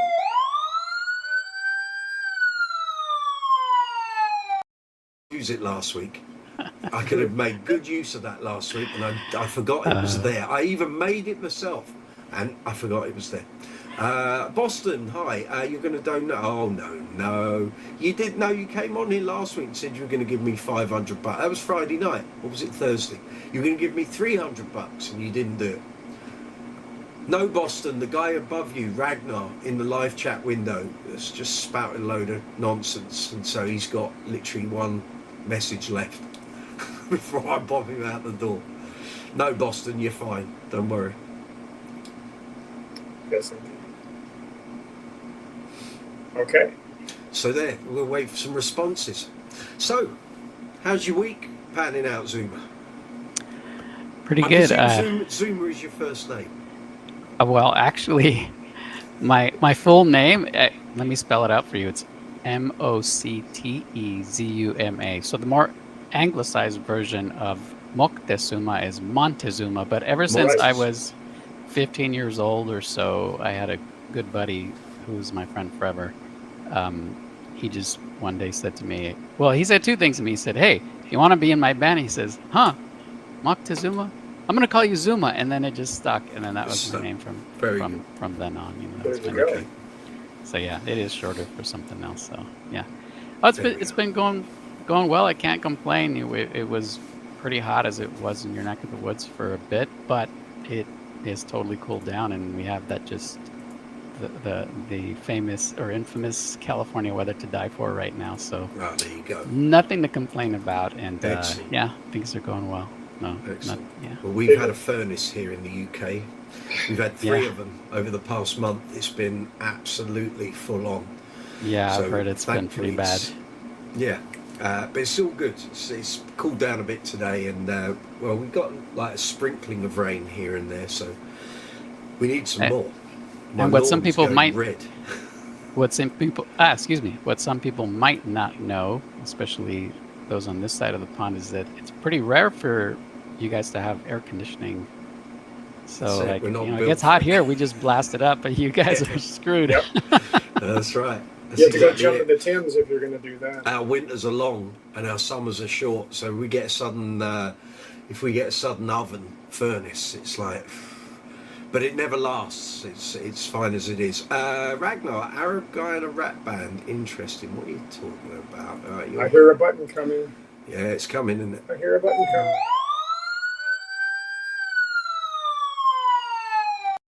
Elia, out in force today. Good. Yes. We're up to date on all the messages. Let's just check the stream health. It is excellent. That's what I like to hear. Fabulous. And everything else I think is up to date and running. Grand. That's all good. That's good. Community tab. Sometimes people come into the tab and leave messages instead of putting them in the live chat. Okay, I can come back to you. Right, we can start our chat on Queen. John Deacon, where do we want to start? Stu, before we go, there's a couple of Stu Goodman. Good to see you. Stu Goodman's announced he's not going to play live anymore. He's just going to play at home for enjoyment, which is perfectly okay. UK's not made for heat like we've had. No, 21 is perfect. I'm all right with 24, 25. I've been in Israel in 49, so I can, you know, I can. But it's a different heat when you're in that. It's a different heat to what we get here in the UK. Our heat is like humid and like you're dying. Toasted sandwich. How often do you guys get temperatures like that, 30 degrees? It's become more common. I think the hottest I remember here in the UK, well, that was 3 years ago, 2022, and we hit 40. And I think somewhere had 41, but I can remember past sort of 10, 15 years having a 36, 37. Normally it sort of builds up slowly. We get one day of absolute furnace and then it dies off again. 2018 we had a period of no rain from, goodness me, I think the second week in May through to the end of August, because we were having an extension built at the time. We were extending our kitchen, and I remember the guys being out there doing all the foundations, and from something like the 8th of May we didn't have one drop of rain until sort of towards the end of the August, which was fine, but the temperatures didn't get wildly over the top. But this past 6 weeks we've had 3 real sort of 34, 35, 36 furnaces, so it is what it is. Well, the other week I did that Queen gig at Queen's College in Oxford. We finished at 2:30 in the morning. I was walking back to my car at 3 o'clock in the morning and it was still 32 degrees. Oh, man. So as it said on That's the car like it is here. dashboard, it was like so good luck anyone who was trying to sleep in Oxford that night, because it was just rampant, absolutely rampant. Right, messages here, get through these. Toasted sandwich. Here in Sydney we get that humid heat up in the 40s, yeah, pretty frequently each summer. Yeah, I've got a friend down in Melbourne. He says it gets a bit fiery from time to time. Stu Goodman, heat is okay for those graphite necks. Graphite neck don't move. Need to Neither put it does in the like attitude liquid base. alloy to get. Say again. Neither does the attitude base, as I found out. Correct. That's it. Proper bolt on. Toasted sandwich. This winter has been quite cold here though. Tonight it's down to 3 degrees. We didn't have a bad winter. We just get long winters. So from about start of November through till April. And so we've had snow in May before now. Yeah, absolutely. But this year we got very lucky. What we've had this year is not much rain at all since about February. But we had summer kicked in around about the 1st or 2nd week in April. So normally we don't really get summer until June if we're lucky. This year I don't know about you, Rich, I think we're having like this lovely extended summer. It's great. So I'd rather have a long summer than a long winter. Too hot. Okay. You're on the wrong gigs, mate. You need to do a few more gigs like I do. Finish at 9:15 and be in the bar. That's the way. That sounds like my kind of a time. Yeah, it was good. It was good. Don't know those ones either. Calming Nature Sounds. Hello. Welcome. You're on a bass channel. Cooking isn't this week, although I was hoping. I've bought the utensils. Cooking isn't this week, although I did promise it last week, so I was waiting for someone to come in and go, I've got all my ingredients ready, but it didn't happen. If you don't know what I'm referring to, Hassan Iqbal, what is this? It's a strip show, can't you tell? Idiot. Sorry. Well, I mean, okay, so shall we go? Exactly. Yeah, I know where that's been. Thanks, That's Hassan. right. This is a bass channel. I know you've probably come in off of a shorts feed, a vertical live stream feed. We're talking bass guitars, my friend. Bass guitars, bass amps, bass effects. We're all bass players. If you want to join in the conversation, feel free. If you're here for cooking, we're not doing that. That's next week. So yeah. The thing that makes me laugh is Bill. It's genius. Are you sure you didn't say something about a G string? No, that would be Mr. Pink. That was 2 weeks ago, sorry. Yeah. Oh, dang it, I missed You it. can't have them every week. No, yeah, everything has to be different. It's never the same twice. All right. Yeah, I see you've just replied to my email. You posted this 17 years ago. Let's have a little look. What are you talking about? You might have to forward it a little bit. Devilishly handsome young man. Oh, this is you playing John Deacon. You're my best friend. Yeah, there you go. Yeah, Cool. I got one part of it wrong, but hey, we all. It's not a simple line. I tell you, when I started playing Queen tributes, for a little while I thought, oh, I know this, and then realised very quickly I didn't. I was playing some thrown together cockamamie version that I thought was right, and it wasn't. So I found the isolated bass track for it. You know what trips me up sometimes, even after all these years of playing, is, and this is really weird, but it was the octaves. Like, I was doing it an octave low. I can't remember which, but I switched the octave. So it was the right notes, but the wrong octave, because sometimes when you're playing through your amp in a certain way and it gets that real, like, tubey, light, sort of fluffy sound, you're like, wait a minute. I don't know. It's just a weird thing. Yeah, I've seen many people play. I've seen many Queen tribute players play it, and they play it low down, and it means they have to cover all the strings hellishly. And I made it harder for myself, right? Yeah, and actually, hang on, I've got a strap here. Hold on. Damn, just bear me a minute. I'll do it on the empathy. I'll do it on the empathy, not the precision. No, the way to do it, once you know what the notes are, is to play it higher up. Let me see if I'm not going to stand backwards, so I'll drop that down a tad. Bear with me a minute here. And then find the camera collapses. Oh, no. My luck. If it doesn't, you're looking at the lights. Yes. No, I left the Those batteries lights on while they're in the gig bag. So I play it there. Where I see loads of bass players play it down.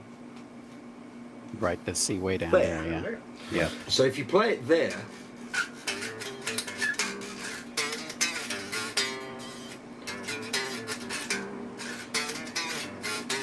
so that's how you get the sound that he's getting on the record, and obviously he's playing on big old chunky flat wounds on a P bass, and then it's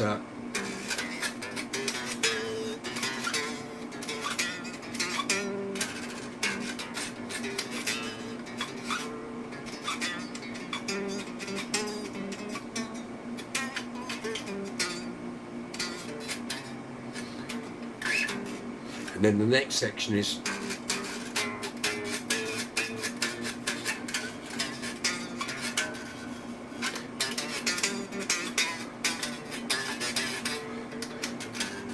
and you try and play that lower down, you're just going to break your wrist. It doesn't. It's not. Yeah. It's just you're making so much hard work for yourself. But actually, the way he does it, and on a P, it's not easy because you start running out of frets. Whereas on this, it's 24 frets, so you're actually not up right there. Right. Yeah. I'm not up here, but on the precision, you are. You're literally,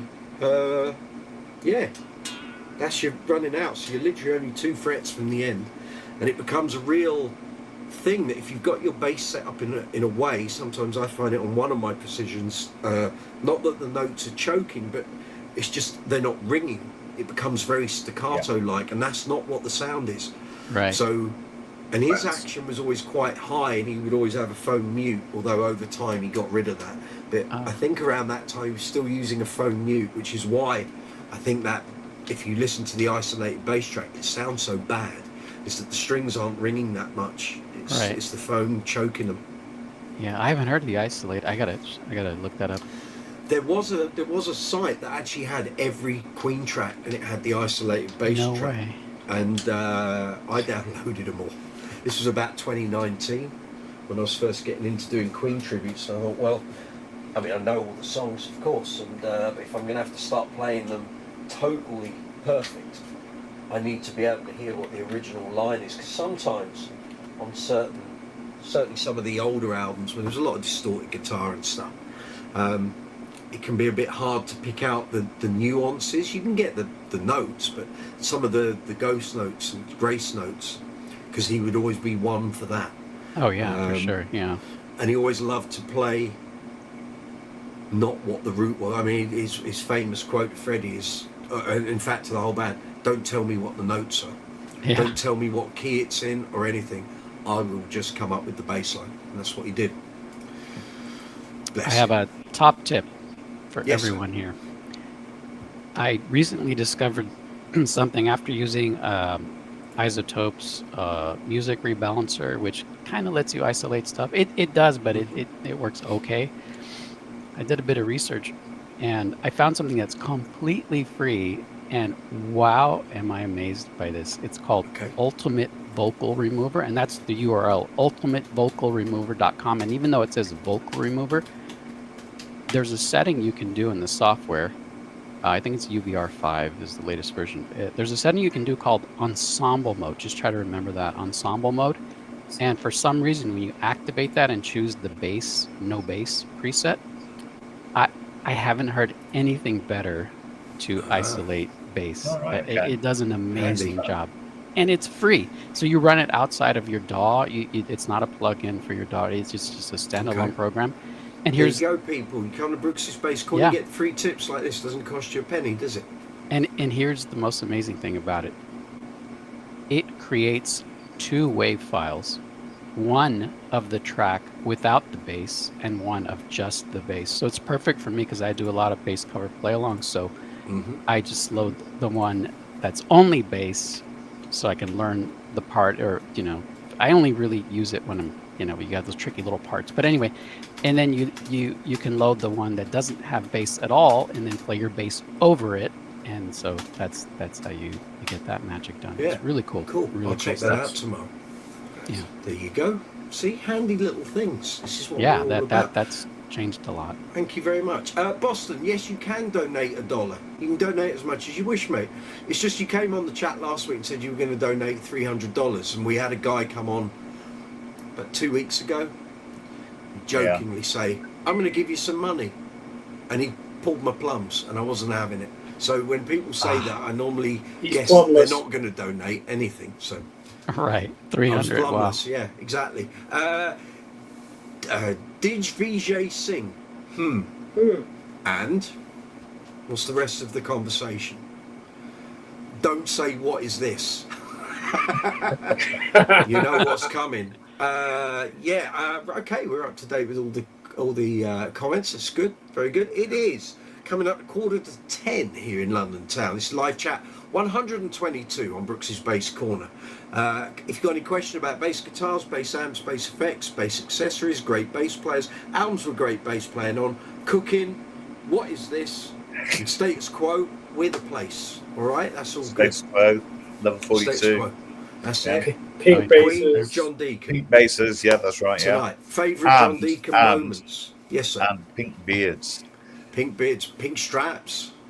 Pink straps. Scary stuff. I tell you. Here it is. I That's know how very that scary. smells. That's the worrying concept. I just have It an is, idea. Yes, but I should tell you where I got it. Tell you where I got it. Jodgy straps are us. Dodgy straps are Jamie. Cheeky straps. Cheeky. Jamie. Saucy straps. Do you own That's other a different pink items website. as well? I've got to tell you, since you asked that question, Yeah. ever since I started with all the guitars being pink, Yeah. I have had pictures of everything except the things you would expect. Keep it clean. Keep I it did. clean. I just did. Everything that you would not expect pink to come through, I've got photos of. Everything that is pink, and we're not going there, I don't see.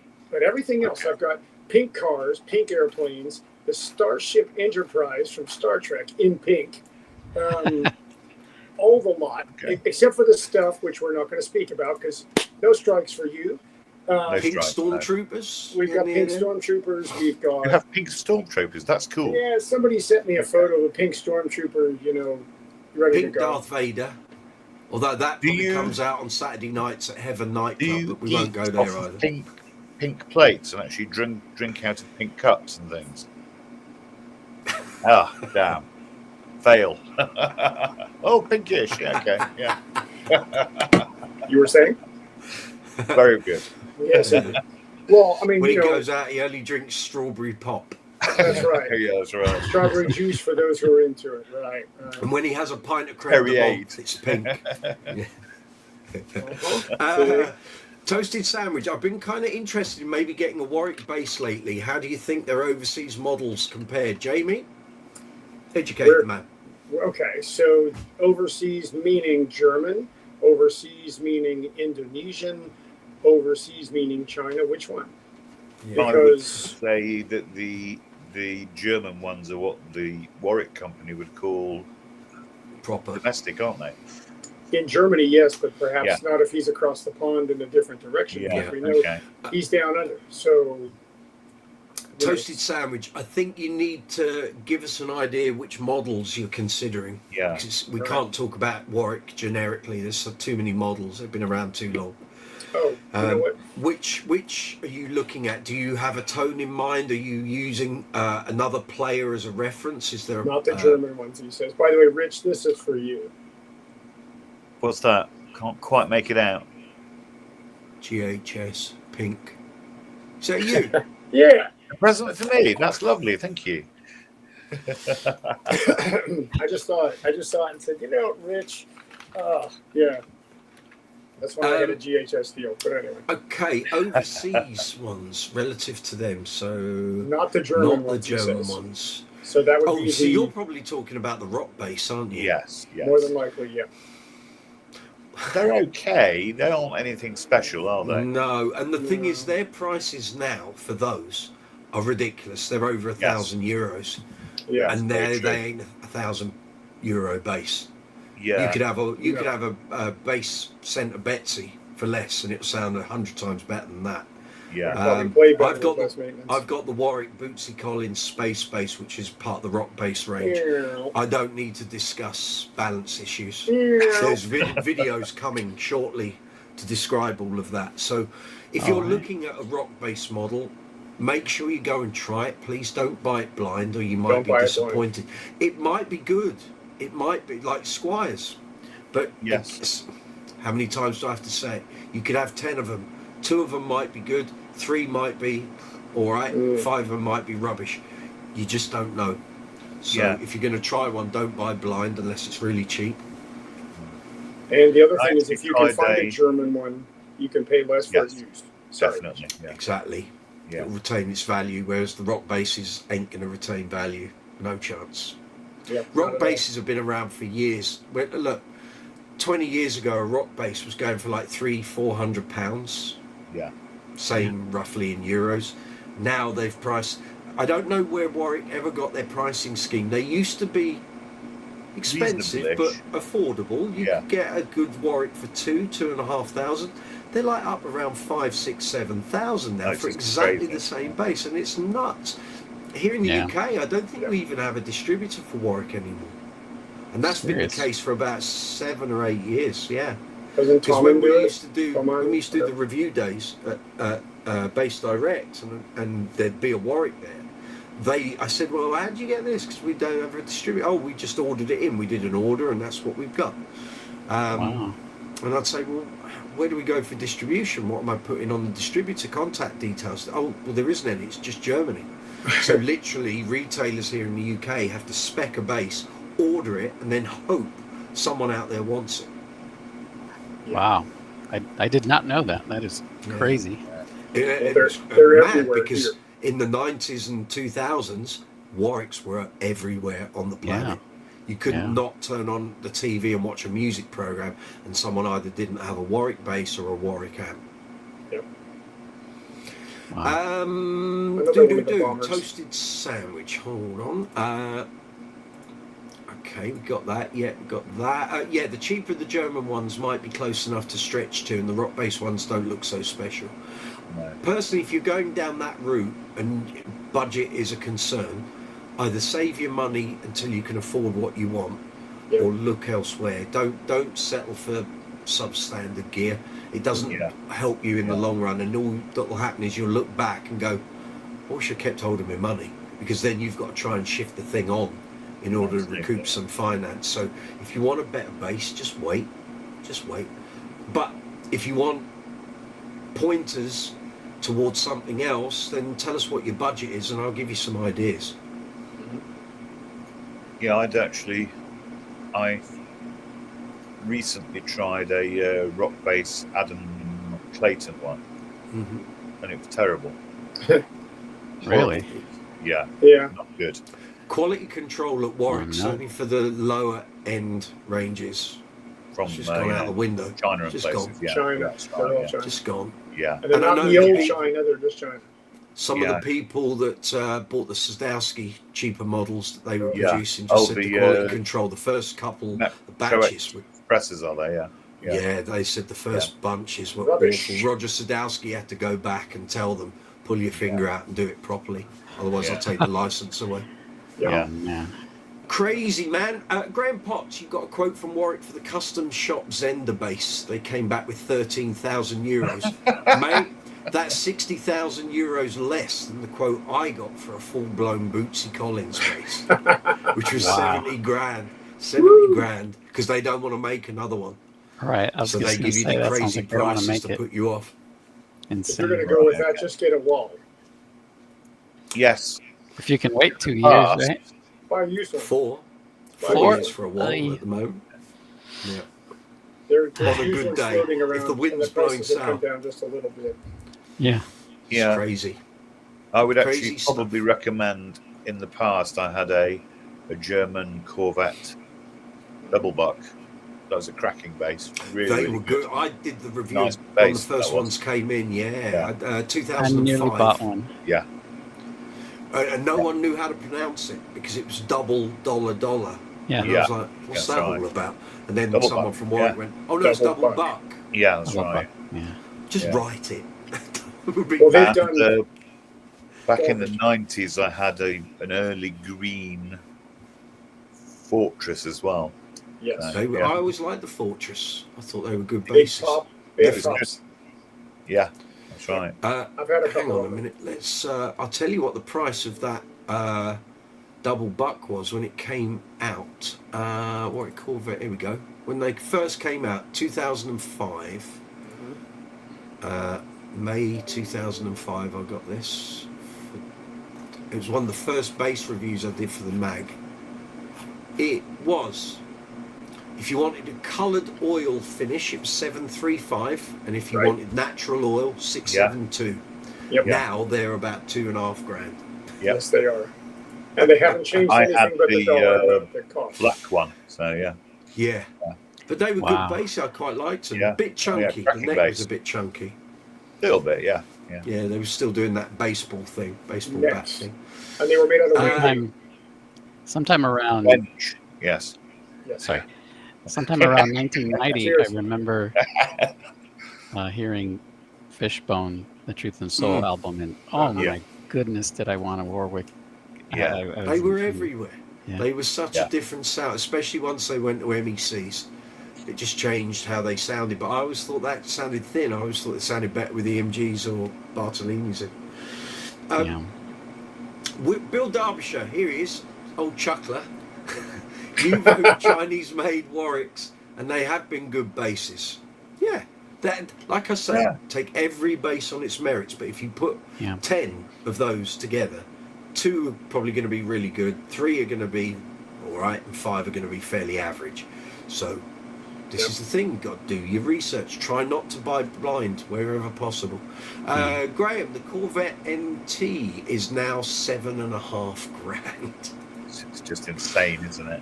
And they wonder why they're not shifting instruments. And I'm sure someone from Warwick will come on and go, we're doing very well, thank you, but not that price you ain't. I'm sorry, you're not. No chance. Gareth, there's an Alembic Series 2 on Reverb for 35k. Well, that won't be moving anytime soon then, bearing in mind there's one in France for 13.8. And there's one on Bass Brothers for 14 on the dot. So, yeah, Series 2, 35k. Toasted Sandwich, just had a glance at Reverb, and over here they're 2,400 Australian dollars for that double buck. Yeah. Pricey beasts. Yes. Play it first. Always play it first. Yeah. Stick with that. Try Stick before with you that. buy. You know, as unless much you as you absolutely cannot. If you absolutely cannot, then Yeah. you're gonna play your hunches and you're gonna see if you win. Yes, that's right. Yeah. That's simple. Agreed. Some years back, I had a bunch of Warwicks. I tried. I came right out of the Spectre chamber because I had 14 Spectres. Shifted all those because they made me angry, and because I mean I was an artist, so I was doing all that rubbish. And then Warwick guy comes in. Hey, let's do these. So I acquired 6 or 7 of them. I had the Fortress Masterman, which was the Music Man style with the big pickup. And then I had actually an original 86 Streamer 1, which looked Very like nice. a Spectre, right? And then, so Rich, this one's for you. I had the 1988 Pink Warwick from the Terrence Trent D'Arby video that Cass Lewis played. That one, yeah, okay, yeah. That one. And it had, if you flipped it over on the back, it said Warwick Custom Basses, blah, blah, blah. Hans Peter asked me where I got it because it had been stolen in the UK years before. He's like, no, I don't want it back, but you know. So I've had my share of those, and obviously there aren't any here, so that should tell you everything you ever want to consider. But yeah. Wow. To each his own. They're actually good, and they're tough, you know, but they sort of generally don't sort of fit well with, you know, everything. They're good for metal. They're great for metal.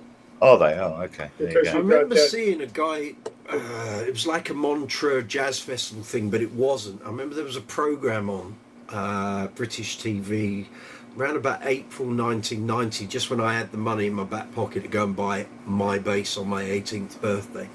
Yeah. And there was a guy using a Streamer Stage 1, and I thought it sounded fabulous. I never found one that sounded quite as good as the one that the guy had. Yeah. And I think again, once they moved away from EMGs and Bartolini's and it became MEC, it's like they lost the character. Well, that's because MEC. Think about it. So Rich, for you again, whinge necks are Wangy. They're cheeky. It's a bit like people who say abalone. It's abalone. Right. It is, that's right, yeah. So the density of those necks, though, yes. So when the density of those necks, because of all the silicon and stuff in the necks, are very, you know. So the MEC, and this is why, Mike, I mentioned it. The MEC preamp and stuff had to come over the top of that super dense wood, because I tried one once where someone had taken the MEC stuff out, and they just made it a simple passive with Seymour Duncan jazz pickups and all that sort of thing, and it sounded like a well-executed so it had nothing, and I couldn't get any kind of tone out of it.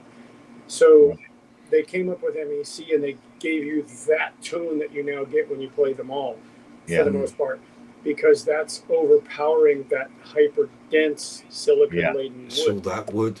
Yeah. Got a couple of messages. Bill Derbyshire. Having said that, a Streamer CV German made one is leagues ahead. Guaranteed. Leagues ahead of, going back to your previous message, Bill. I'm getting lost here. Chinese made, right, gotcha. The Chinese way. Toasted sandwich. Could be they've got more demand than they need. Not these days. I don't agree with that. I don't think so. Warwick have completely fallen off the in-demand instrument thing. They certainly have here in the UK. They used to be everywhere. You couldn't not go into any guitar shop and not see a Warwick. Now you don't see any. And actually, I remember Warwick saying, because we used to do the reviews, and then we started going, well, we haven't had any product from you for ages. They said, we don't see the UK as a viable market for ourselves anymore. And we don't have a distributor, so we don't put any products into the market. And then you looked at the prices, and it was like, I can understand why, because no one's going to pay that for them. And not only that, but here in Nashville, they had a Warwick shop, where you literally could walk in and the walls were lined with all this stuff. That closed up about, I think, give or take 5 years ago. Yeah. Right. Because they were Then trying they to just make pulled they pulled a lot of stuff back. Look, I went there for the base camp in 2016, and their facility was remarkable. You know, Sure. 0 carbon footprint, and everything was recycled and reused, and it was just a lovely place to visit. I remember looking at it going, where's all the money for this coming from? Because I'm not seeing it in terms of sales. Yeah. I can answer that, but I'm not going to on here. Okay. Oh, get you. Fingers in pies and all that. Well, you know, fork There'll and be all mince, those here we pink go. straps. Pink straps and mince pie. Let's go. Exactly. Yeah. Right, let's get this Queen show on the road. So weekend, it was 40th anniversary Live Aid. We haven't ever really had a big discussion about John Deacon on this channel, and we did a Praise marking Lord. one a couple of weeks ago, and it's time to address that. And there will be people coming in from YouTube and Facebook and Instagram, because we're out on all of this week, who will have seen the title and probably thought, oh, they're talking about John Deacon and Queen, I'll tune into some of that. So for those people who are watching and thought, well, where's the Queen chat? Now it starts. So for those who don't know, I'm a huge Queen fan, have been all my life. Favourite band of all time. I play in Queen tributes occasionally. John Deacon, my whole bass story is a tale of two Johns, and I've said this before, it's John Taylor and John Deacon. So And the Lou. in terms of flash, no. In terms of noisiness and rowdiness, no. The man used to wear Space Invader jumpers, for God's sake. He did actually, But yeah, you're right. He did. Went up my estimation when I saw that. But the man wrote Another One Bites the Dust, Queen's biggest single ever worldwide. He wrote You're My Best Friend, which is one of the most played songs on American radio of all time. Yeah. He wrote I Want to Break Free, which is a huge hit for Queen all over the world. Huge I can't tune. stand it, but it's a huge tune. It's a 12 bar essentially. Yep.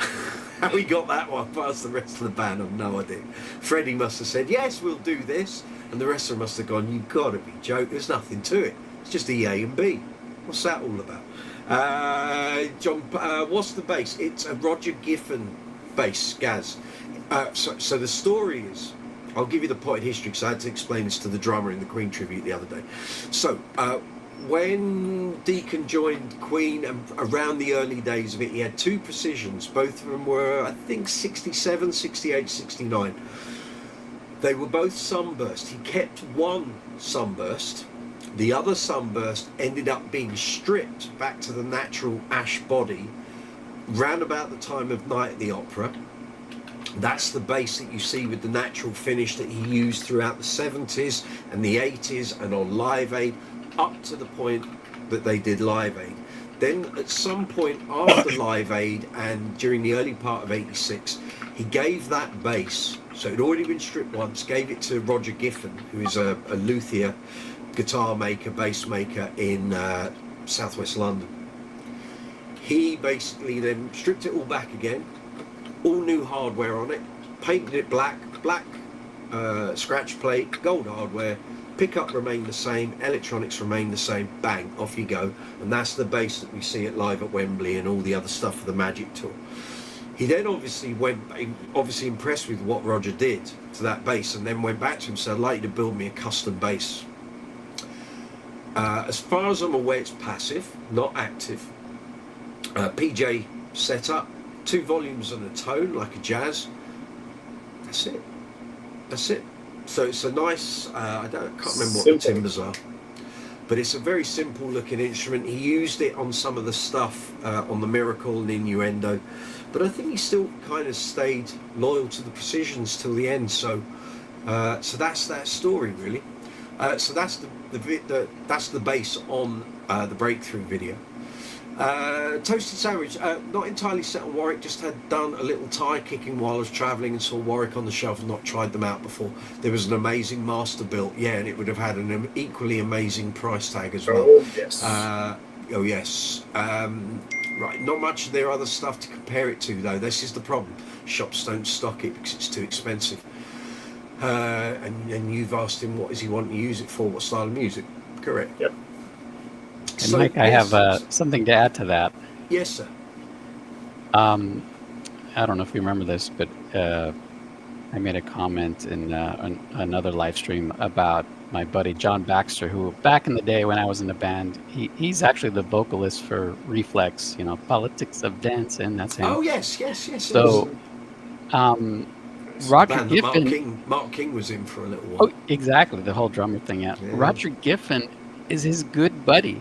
There you go. I've met him. I think he's in like Seattle or Oregon now or something like that. I don't think he lives in the UK anymore. But so I've heard a lot of stories about Roger from him. And as a matter of fact, when he was moving back, because John Baxter just moved back to London within this last year, he said, I was helping him. He actually stayed with me for a while, and he said, "Oh, I gotta give this guitar back to Roger. He's got to fix the neck, and this one's going back over here." So I mean, they're really good buddies. So it was pretty. I didn't know that though about John Deacon. He never mentioned that. Yeah. So I'll have to pinch him a little for not telling me that story. So he also built a bass for Malcolm Foster of. Malcolm was in the Pretenders, and obviously Chrissie Hynde and Jim Kerr were an item, and he ended up leaving the Pretenders to join Simple Minds. He had this bit. Let me see if Let's I can. see. So if I save that, just bear me a moment. I'm just going to save that. He had a really nice passive bass that he used to take out on tour with Simple Minds. It was also the bass he used with the Pretenders at Live Aid. No way. Nice. Nice. So get that in here, and I think he sold it off because he got rid of loads of his instruments before he relocated to New Zealand. So there's that one. I'm just trying to find a better picture. So anything with Simple Minds round about 89, 90, 91, he had this bass along with a Headless Say. But Malcolm literally had one of every bass that was going at the time, because he had the Lembics, he had Warwicks, he had all sorts. I'll save that one as well. Was Glittering Prize around that time? That's an amazing bass. No, that's earlier. That was earlier? 83, okay. 84, I think. There's a web image that might not show up. Right, here we go. Oh, I hate those WebP images. Yeah. Shares. No, don't want that. I want to share the image file. Good. There we are. This was a Roger Giffen. Awesome. Oh yes. It kind of looks like the ones he's making now, because he's still making original instruments, but they look even crazier than that. They're more spacey, a little more futuristic. But basically like that with really fancy tops and. Good. It reminds me of a Lado bass. A what? Lado. Oh, Lado. Okay. Lado. It had a. I knew whenever I saw him using that, instantly recognisable shape. But so apparently, sort of various session players in the UK used them. But again, unless you knew him, you didn't really hear of him. And I don't know if there were ever any reviews in sort of the magazines and stuff. So certainly we never had anything at Bass Guitar Magazine, but maybe he had a good enough guitar and bass clientele that he didn't need to create more work for himself, maybe. Toasty Sandwich, mostly been playing rock and prog stuff with mates, little fusion stuff too. You might try a Yamaha PJ, most of them work well, original Japanese ones. Yeah, there's loads of I mean, if you're doing rock and prog stuff, there's loads of options. It just depends on the bass tone you want, really. Dawson's heading out. Well done, Dawson. Good on you. Lorenzo Tanzariello. Buonasera. Is that saying goodbye? I don't know. Or if you're saying hello, hello. All good. So, favourite John Deacon moments. Go on, where do I start? Millionaire's Waltz. I can name. There's so many. Some good stuff on the later stuff. It became less of the... And this has always been noted, that from like News of the World onwards, it seemed like the rhythm section became a lot more simplified. I think Queen just outgrew the whole trappings of the rock, prog rock, sort of fancy rock kind of thing, and became a bit more direct in their songwriting. And that automatically influenced the parts that John Deacon came up with. The fact then when they get to the game, it's very bass heavy, the whole album. But you go from something like Play the Game to Crazy Little Thing Called Love to another one, Bites the Dust. But there's some good rock stuff on there as well. And then when you get to Hot Space, it's John and Freddie, isn't it? It's no one else. And there were clearly a lot of band arguments about that. Lorenzo, you've got to put what you post in English. There's no use putting it in foreign tongues. I can't understand it, and I haven't got time to speak Italian. I don't have time to put that into Google Translate to understand what you're saying. So please do that for me before you you post in a foreign tongue. But thank you. You're following me with great interest from Ostuni, Italy. Well, thank you very much. It's much appreciated. Very good. Toasty Sandwich, currently for a PRS Kestrel, I've seen a few of them about, tend to prefer the sound jazz pickups over P's, okay. Understood. PRS Kestrel's really, really dull, actually. Tried one. Sorry. No, that's all right. You're entitled to your opinion. Your mileage may vary. It was a very sort of generic bass, lacking any sort of, character. All right. Sorry. That's all right. I was going to say, very contentious outburst from you, Rich, but I'll accept that. The status king has spoken. He has. Verily unto thee.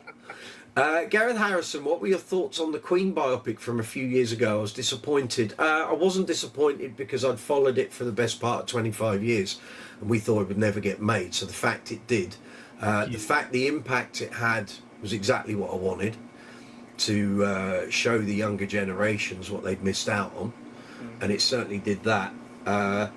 Up to that point, I hadn't played in a Queen tribute. I didn't play in Queen tributes till the start of 2019. But everyone I've spoken to, now that I do that, said up until that point, Queen tributes worked, but there wasn't a demand. As soon as that film came out, that Christmas 2018, Queen tribute bands could not make themselves available more. It was just literally the phone didn't stop ringing. So, and it had the effect. I was mortified with the Hollywood aspect of the storyline, which was completely incorrect most of the way through. They got the chronological sequence of events completely wrong. He did not know that he had AIDS before Live Aid. That wasn't part of it. He didn't find out he had AIDS until the spring of '87.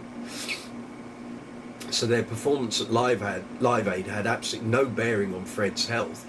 He may have known something was up. He had a bruise on his arm, and his doctor had been trying to contact him for a while, and he kept fending the guy off. I remember reading a considerable amount of time ago, probably in the 90s, late 90s.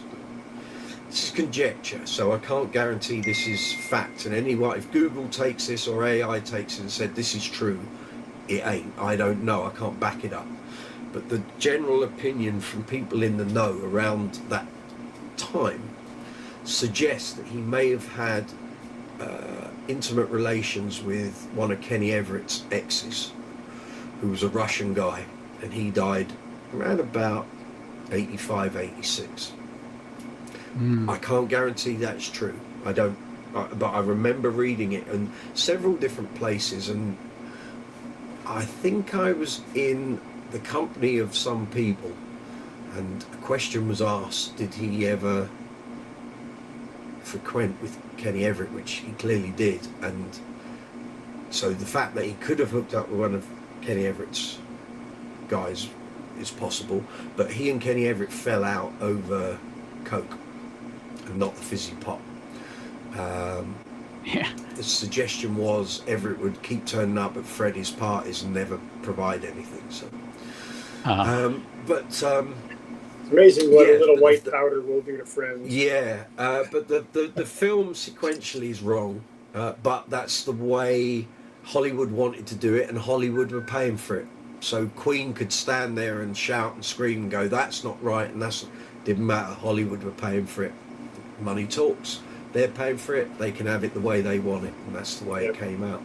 But, you know, we were just glad as fans that it got made, because for years it had been talked about since like the 92, 93. In fact, I can remember in the late 80s the idea was mooted about a Queen film. And everyone was like, that'll never happen. And then Freddie died, and it was like, well, they should do something. And it would always come up on the in the Queen fan club magazine. When are they going to do a film? They must do a film.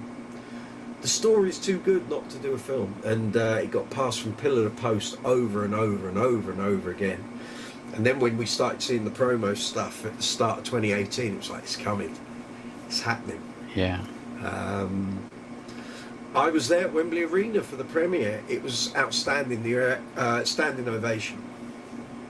Yeah, I enjoyed the film. I mean, I thought it was cool. Yeah. I mean, the first time I watched it, I mean, people were in floods of tears. We then went to see it the night after in a cinema, and it was like you suddenly realised there was a lot of things you missed on the first viewing, because we were all like watching it. And then I remember on the first viewing at Wembley, and saying to my other half, that's wrong, that never happened, that's in the wrong place, that didn't, and the sequence of songs and things happening was all wrong. That wasn't right. But like I say, Hollywood were paying the money talks. If you don't like it, we won't put it out. I think Queen probably did well to not argue the toss and look at the career they've had in the last 7 years. Yeah. Complete with an image. Complete with the image. And when's the last time you've seen them live? I saw them last year. I saw them 22. I saw so 2 last year, nights. of course, you know, they had the usual pomp and circumstance, but at one point, they blacked out the stage. Where did you see them last year? They didn't tour last year. They Was did a last bit year in the- Japan. last year, 23. 23. It was 23. Because they blacked out the stage, and then here's Freddie.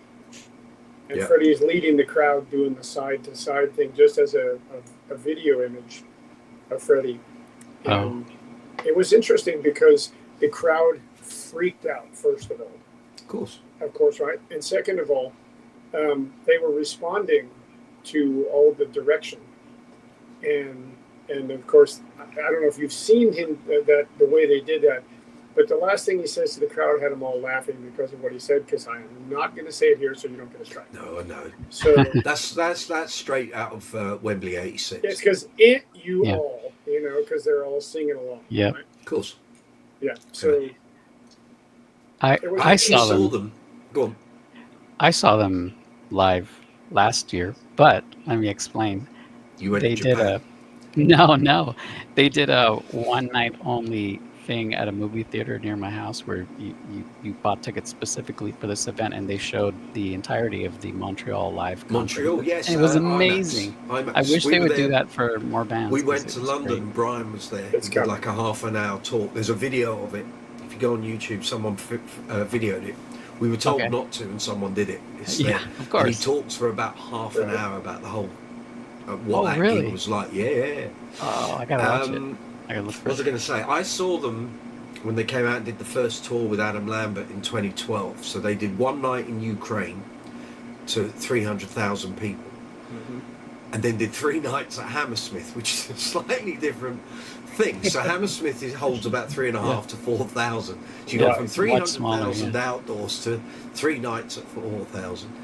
But the show was off the charts. So I actually think the lighting that they had for that, the staging of it, was better than the stuff they've done at the O2. You can find loads of it. I've actually got it all saved, but if you go in and search YouTube for Hammersmith 2012, the lighting they had was phenomenal. The start, well, in fact, I'm going to put it up, but I'll mute the sound. Okay. Find it. I'll find the entrance, because they basically copied the Live Killers tour lighting rig. Right, Queen Hammersmith 2012. Hey. Here we go. That's the fella. The bloke's got literally all the songs lined up. Good man. Makes it nice and easy, doesn't it? Where's the entrance? No, scroll down. Oh, has he lost a load of his files? Is it country specific? No, it's not. There's a guy here, right? So let me go into. There's a guy who had really good footage, and then there was another guy did another video, and between the pair of them, it was great. But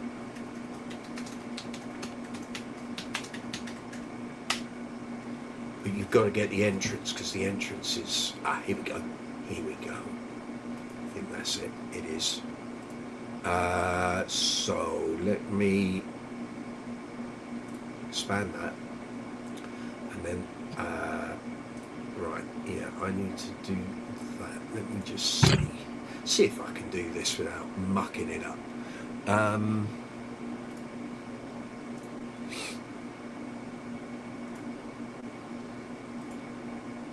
I'm going to go into there. I'm going to do that. There we go. Let's see. I'm just I'm trying to enlarge the screen, and it won't necessarily let me do it. Okay, we'll just go with that. And I've muted the sound, so you won't get the sound. Shame, but there we are. So we can just carry on talking until it all kicks in. Yeah, it was pretty amazing. I so remember they started with Flash, and I think went into 7 Seas of Rye, as I recall. But the lighting was just off the charts. Last year, so 23 show was just like that as well. Crazy. So this was the first tour you could see them with Adam Lambert, and actually the performance is great. It's not perfect. There were a few fluffs here and there, but it's very slick. Nice. So there you've got the Live Killers lighting rig. Nice. It's all LED lights. So basically the lovely thing about that lighting rig is it's all sections. All of them can move in different ways and different angles. So sometimes you get like this canopy shot of the lights, and other times you've got them all working up and down, opposite to each other. And then you get a wall of lights like that. A lot of people don't even know this stuff is out there because it's 13 years old. And then, like I say, it wasn't a proper tour. It was just a couple of nights, and they went and did a couple of nights, I think, in the middle of Europe. And that was it. But it was a tester to see, can we do this? You know, can we go out and tour? And it was great. And again, 4,000 people. I mean, the noise is deafening. And there's our old mate, Neil Fairclough, on bass. First tour he did. Yep. Pinching himself, couldn't believe his luck. Amazing. Nice. Let me, if I go to, so if I close that, I'm trying to pick out the songs where the lights were good. Yeah. This is all right. Let's just get to the major bit, shall we? Come on. There we go. Screen. There we are. That's a fella. Yeah, share that.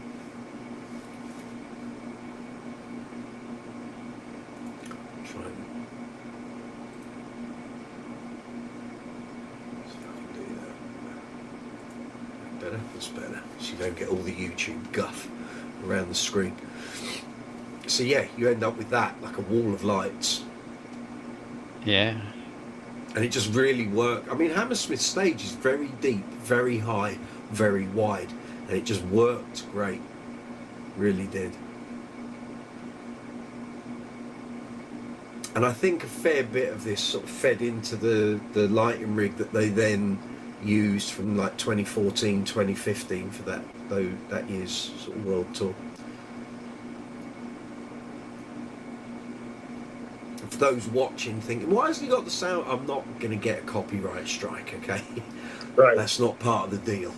Yeah. You can put audio on for up to 8 seconds, isn't it? Yeah, I'm not going to stand there putting it on and off though. Yeah. People can go and find it if they want to find it. Yeah, easy. But it's worth watching, and there's a guy that I'm running this clip from. He's literally got all the songs broken down into his playlist, so you can actually skip from song to song to song. I have something to say about that 8-second thing that might be valuable to other people that are posting content specifically to YouTube. So I was kind of testing the limits of this, how many seconds is allowable. Some people say, they can get you for anything if you're a big enough channel or whatever. But yeah, 8 seconds seemed to be about a good average of what you shouldn't exceed. So I did this one sort of explanatory lesson video where I said, okay, I'm not going to edit this one. I'm just going to go for it. And I let one clip go over that 8 seconds. Yeah. And I kind of knew this video was going to get caught. So it got caught. But here's the thing. When I went back to see, because they tag every little thing that they get you for. If you then get on their radar, they tag you for every little thing. So even clips that were like 4 seconds long, boom, they're there. So it wasn't like I could just edit out that 8 seconds and say, okay, I'll live without that continuity. I would have had to cut out, 90% of the content. So anyway, just thought I'd put that out. Good. What a waste. And you can put stuff up, and you think, oh, it's all right, I've got through, and the copyright thing hasn't kicked in. It comes back at any time. Oh yeah, it can come back at any time. I mean, I've had a whole album of material that I played on, and I had the permission of the writer, the lead singer, put it up. I had those videos on my channel since literally the first week of this channel, and they've never got huge numbers of views, like 100 views each. In the past 2 months, almost every day, I get a message from some company. I can't remember what they're called, and basically it's an American company that's managed to get licensing agreements to clamp down on all this stuff, and basically I've been told can't monetize them anymore. Which is fine. I wasn't earning anything off them anyway. And I spoke to the writer and I said, have you signed anything lately? He said, no, it's all owned by the record company, but that doesn't mean they haven't. I went, no, quite. I said, well, all of your videos that are on my channel now, I can't earn anything off those. Just remember what's copyright. Copyright is melody and lyrics. Nothing else is copyright. Well, so as long as you leave melody and lyrics out. Now, you say that. I do. So you can say that. I see your explanation, and I'll tell you that's not correct. So that's the Copyright Office verbatim. So well, then YouTube are doing something else. So yes, I did my last gig vlog was a Queen tribute gig in a holiday camp. Edited it up, did everything the same that I'd done for the other gig vlogs. No singing. Most of it solos, intros, outros, or instrumental sections. Section from the sound check. Radio Gaga, Kind of Magic, We Are the Champions. The gig section, chunks of like 20 songs. Finished the video, uploaded it. It started going through the copyright checks. I get a thing saying Radio Gaga's not right. I'm like, right, what's wrong with it? So I go in, have a listen to it. It's exactly the same length as the chunk that I had in the sound check. No vocals, nothing. Click on these are the things you can do to get past this.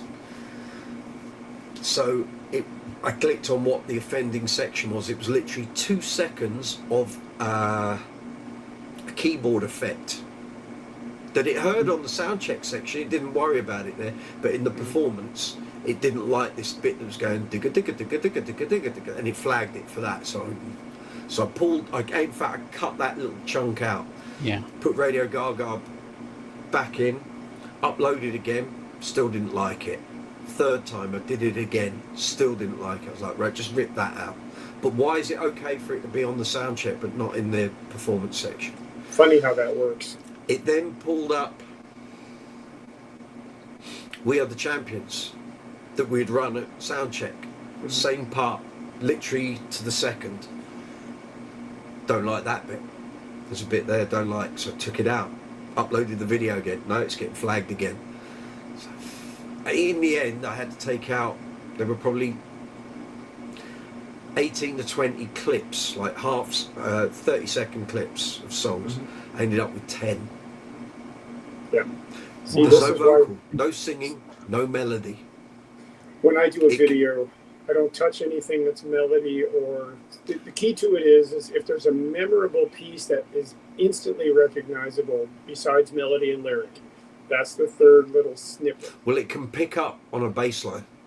It can. Another one bites the dust. Generally gets flagged. Yeah, sure. If you try playing Good Times, you'll get flagged.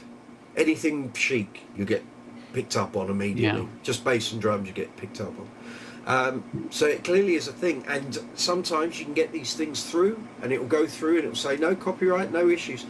6 months down the line, bang, suddenly got a copyright claim. You're earning half the money or no money. Scott's bass lessons. He pays for licensing. Okay, that's why. That's why he has the. You're right. And he has the right people in his team who know to speak to the licensing companies. Because I can't afford it. Because I saw him do a Black Sabbath the other day for Geezer, and he had a girl with him, and they were doing back and forth. Here, learn this. Here's my clock. See if you can learn it. And she's picking out the riffs, whatever that was. But I mean, they've got licensing for everything then from every major company.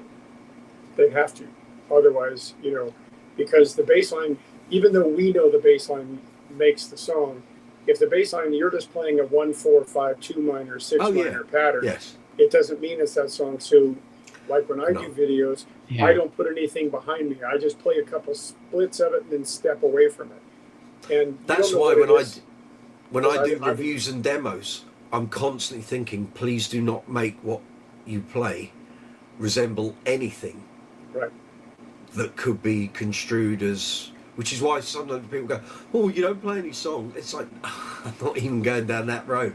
I've literally got to think on my feet, just play a riff, but something that isn't related. It's very easy to play something that suddenly slips into something that's instantly recognizable. So you've just got to try not to do that. There's another crazy scenario. I'm not monetized, so I try not to get copyright stricken, let's say. But what really peeves me is when they call copyright on your video and they completely block it, because then I did all that work for nothing. I'm not even in it for the money. I mean, I'm lucky enough to have a decent job, so I just do this just to keep my chops up. But anyway, here's a crazy one that happened to me. I did a cover of Japan's cover of Secondhand Emotion, so Japan and Mick Karn. And it took me a while because I'm not really a fretless player, so I was learning the fretless part anyway. Forever I did it, and I kept uploading the video and having to take it down because they kept completely blocking it. And I would snip out the bits of audio that they set to snip out, and it would still get blocked. And then I realized that, I do something kind of unique a little bit on my channel where I put the video, so I give people something to watch, like as a little inset on the bottom sort of corner of my video, and it was the video that kept my video blocked. So it was just the visual that was keeping it from just being out there. So I cut out that whole piece of the video they didn't like for some reason. It was just like the bridge part, and then it unblocked it, and it was viewable, and that's all I wanted. I just wanted for it to be viewable. The copyright guillotine is going to fall one day, and it won't happen yet, because if it happened, YouTube would lose probably half the channels, and they would lose all their money, so they can't afford for it to happen. But if it happened, say it happened overnight while the UK was sleeping, well, you're going to have thousands, tens of thousands, hundreds of thousands of musicians, channels just going to go overnight, and you'll get the 3 strikes while your head's on the pillow. You won't even know. You'll wake up and go, where's my channel gone? And it'll be gone. That's and no one knows when it's going to happen. If Don Henley had his way, it would have happened long ago. But at some point, it's going to happen. And this is why I get loads of people going, why don't you do play-alongs? Why? It happens every time I do an impromptu live chat. Oh, play this, play. I'm not risking this channel. I've put 5 years of hard work into it. I'm not losing my channel for the sake of doing a play-along. There's no point. Yes, Yeah, I that- would that get is a loads fear. more subscribers and likes and comments and shares and blah, blah, blah, blah, blah, blah. But I ain't doing it. Not going to do Yeah. it. I'm Oh, in by for the the way, long haul. lads, I have to go. Do you? I have to jump off. Very good. Are you going to buy more pink straps? Yeah, actually, I'm going to come across, because you know where that one came from? I didn't tell you where that one came from. I've a fair idea. Ireland. It came from Ireland. Yes. And actually, let me double check this to make sure I'm not balmy more than usual. Oh, no, wait. Here. Read what it says right there. I can't. My the eyes aren't what they were. Singapore? Made can't see in it from here. England. Oh, Oh, there you go. Right. England. TGI. Yeah. So I don't have to worry about purchasing them here. I could just come across the pond and buy them there. There you go then. Done. Be a treat with curry. Everybody gets a pink strap. Yes. That's it. Okay, cool. I'll take your word for it. Yes, sir. Anyway, Yes, sir. Okay, you're off, are you? I'm off. Very good. Sure. Have a lovely week. Cheers. I Nice will talking to you. catch you soon. Oh, I've got a little idea I need to run past you as well when we speak off live chat. No worries. Yeah, just hit me up. Do that tomorrow. Cool. Very good. Have a good day. Cheers, lads. Have a great one. Enjoy your curry. Take care. I shall. Rock on. See ya. Thank Bye. you. Gareth, what were your thoughts on Paul Rodgers when he sang with Queen? Okay. At the time, do you know what? I was thinking about this the other day, and I remember when it happened, and part of me thought, oh, well, you got to go and see him. And the other part of me was a bit nonplussed by it, if I'm honest. And at the time, when the dates were announced and when the dates were taking place, fell slap bang certainly in London, the week in and around the time that we were selling our house and moving. And I couldn't even concentrate and think about going to see that show. And part of me just thought, I'm not that bothered. I bought the album, I bought the DVD that came out, the live stuff, at the tail end of 2005. And I really liked it, and I suddenly thought, wish I'd bloody gone. I didn't go and see him in 2008. And again, 2005, 6, 7, 8, 9, I was rampantly busy. I was doing 5 or 6 gigs a week. And every date that they did that was in London or around London, I couldn't go to. I had gigs. And it's only with time that I suddenly realised, I wish I'd gone to see that. I'm a huge fan of Paul Rodgers, always have been. And why I didn't feel enthused to go, I don't know. Can't put my finger on it. I just didn't feel this sort of, I've got to go and see that. But having listened back in probably the past 12 months, it wasn't Freddie. He was never going to be Freddie. But if you listen back to the Bad Company and Free stuff that they do in that set, it's fabulous. Having Brian and Roger do that stuff is fabulous. Brian's playing on Wishing Well, Bad Company, Shooting Star. It's immaculate. It's fabulous. Have a listen to Crazy Little Thing Called Love from the album or the DVD from the Sheffield show. I'm going to put a contentious point out, so I'm getting ready because people are going to go, you can't say that. I don't honestly think Freddie ever sang Crazy Little Thing Called Love as well as Paul Rodgers sings it on that Sheffield show. Certainly the outro.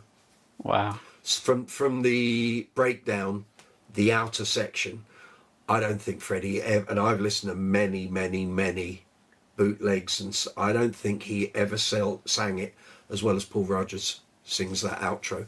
And there are select parts of that whole concert that are on the DVD and the CD where he's totally the right person to be singing those songs.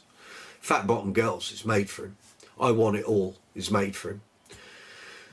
Crazy Little Thing Called Love, outstanding. Hammer to Fall, perfect. But then there are certain songs that just don't work. I don't think Another One Bites the Dust works. Kind of Magic is a 50-50. Not entirely convinced with Radio Gaga, but it's just, some of it does work, some of it doesn't. But I've become a huge fan of Bad Company over the years. I didn't get into Bad Company till like 95, 96. About 4 or 5 years ago, I bought the Live at Wembley show from 2010. And I very occasionally now watch clips of that on YouTube. I've got the DVD, but I can't bother digging it up.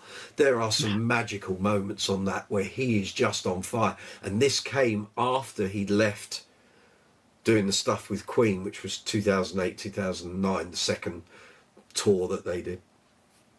I think him doing those shows with Queen improved him and made his performances with Bad Company in the latter chunks even better. He'd found a different level in his voice, and he's great. I met Mick Ralphs at the Roadhouse back in 2010 when FM were doing their relaunch show for their album Metropolis, and Mick Ralphs got up and played with them because he knew the guys, and I met him backstage, had a little chat, and he was lovely. He was great, and he played great on the night. There's a video of it. They did Feel Like Making Love. And then about 4 days later, we went to Eilat and did a month there. Wow. Yeah, I'll find it. Hold on.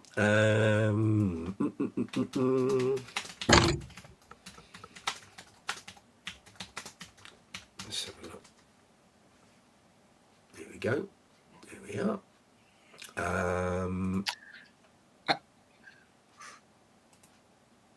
Linked to all of that, what did you think of Queen with George Michael? Outstanding. Oh, I loved it. I thought, Outstanding. really, really good. He would have been ideal, but Roger was never for it, and George didn't want to do it either. Yeah. Because it's like the Poison Chalice. Yeah. A bit. And why would you want to put George hated touring, and Queen loved touring. And I think that was not going to work. There's Mick Rouse. I just wish there was more of it, more than Somebody to Love, you know? Yeah, absolutely. Well, there's 39, and These Are the Days of Our Lives. But These are the days. Yeah, it would have been great. I mean, I would have loved to Lisa have been Stansfield at the rehearsals as well. Yeah. Lisa Stansfield, yeah, he did that with These Are the Days of Our Lives. But you know, you watch the rehearsal footage when he's doing Somebody to Love, and he's got Bowie watching him, and he's got Robert Plant watching him, and he's got all these other Liza Minnelli's watching him. Yeah, faultless. He's just doing it. But Yeah, George he was a Michael badass. was that sort of singing. Yeah, he was amazing. Nothing. People always say, "Oh, he was shy and things." You know, he was always thinking about his singing. When you've got that sort of talent, you just do it. You know, you just do it. It just rolls off the tongue. And just a shame he didn't do more touring. You know. Yeah. In the quiet years.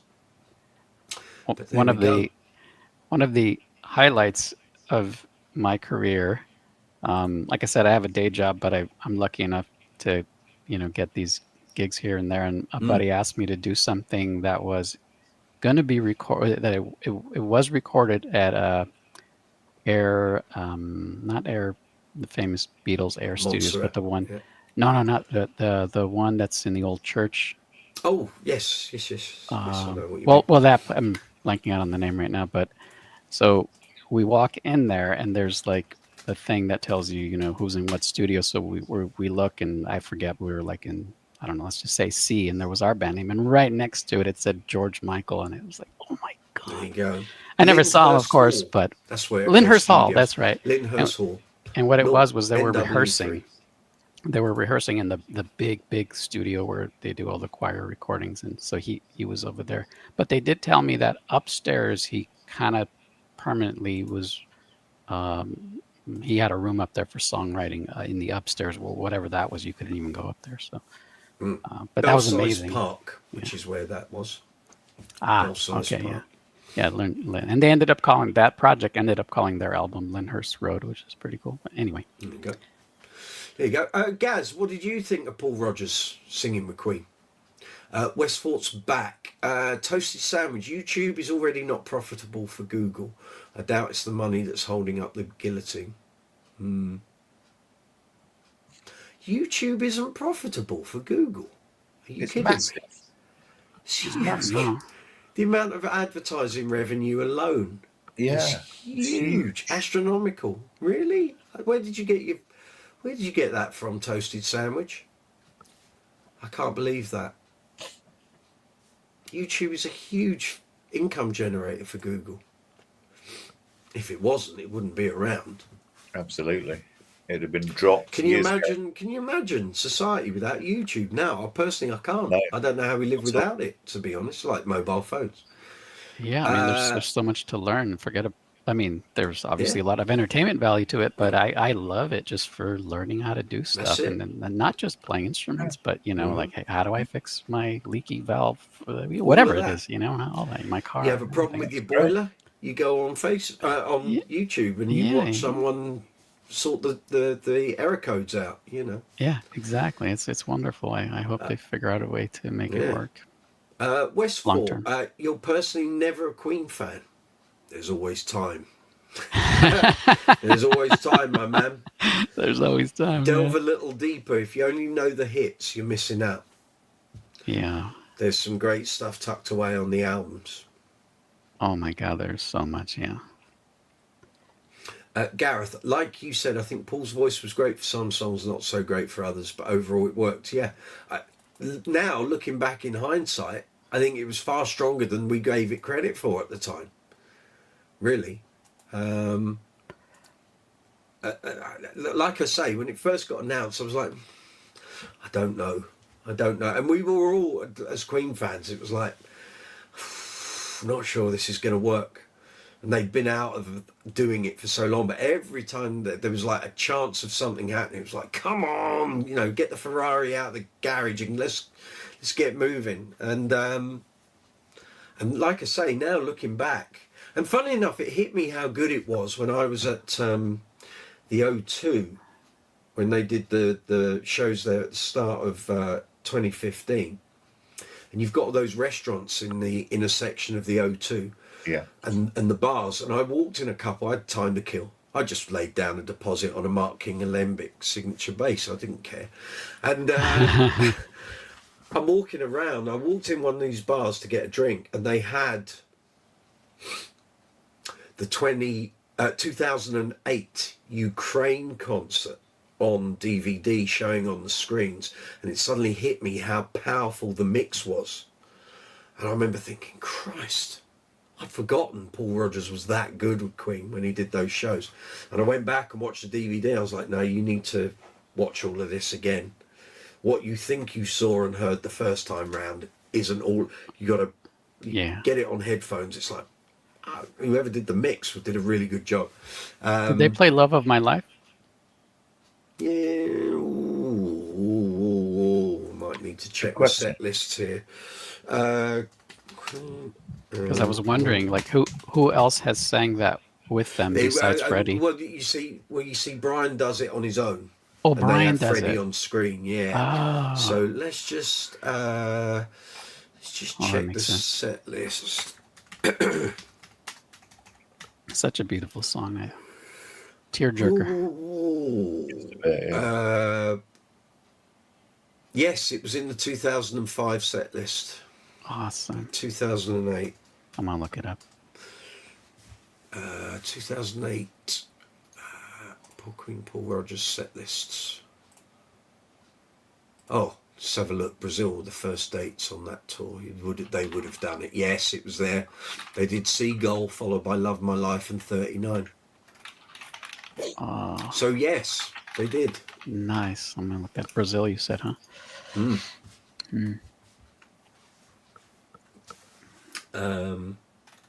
We're at the end of the messages there. Yeah.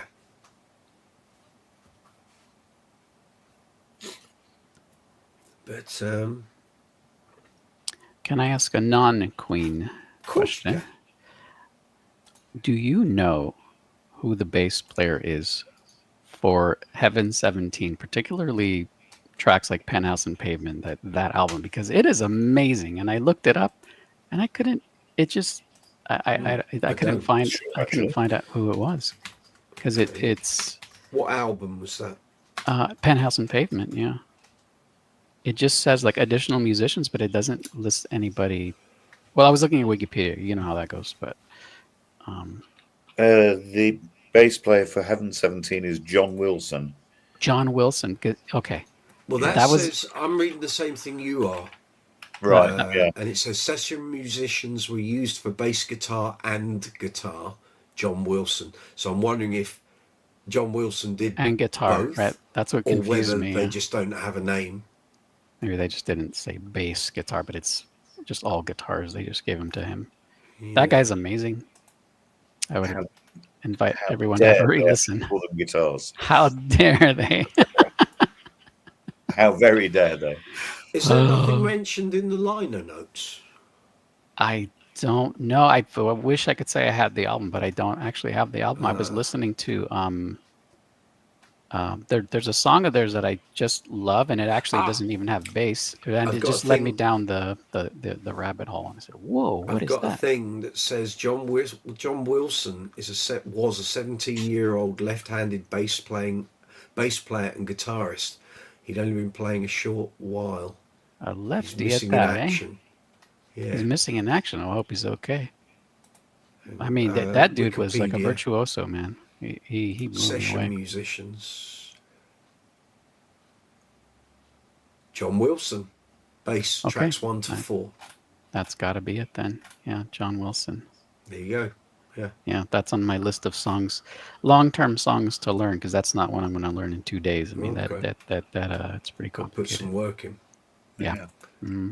Actually, Mike, in the future, can we talk about Wolfpack and what's his name?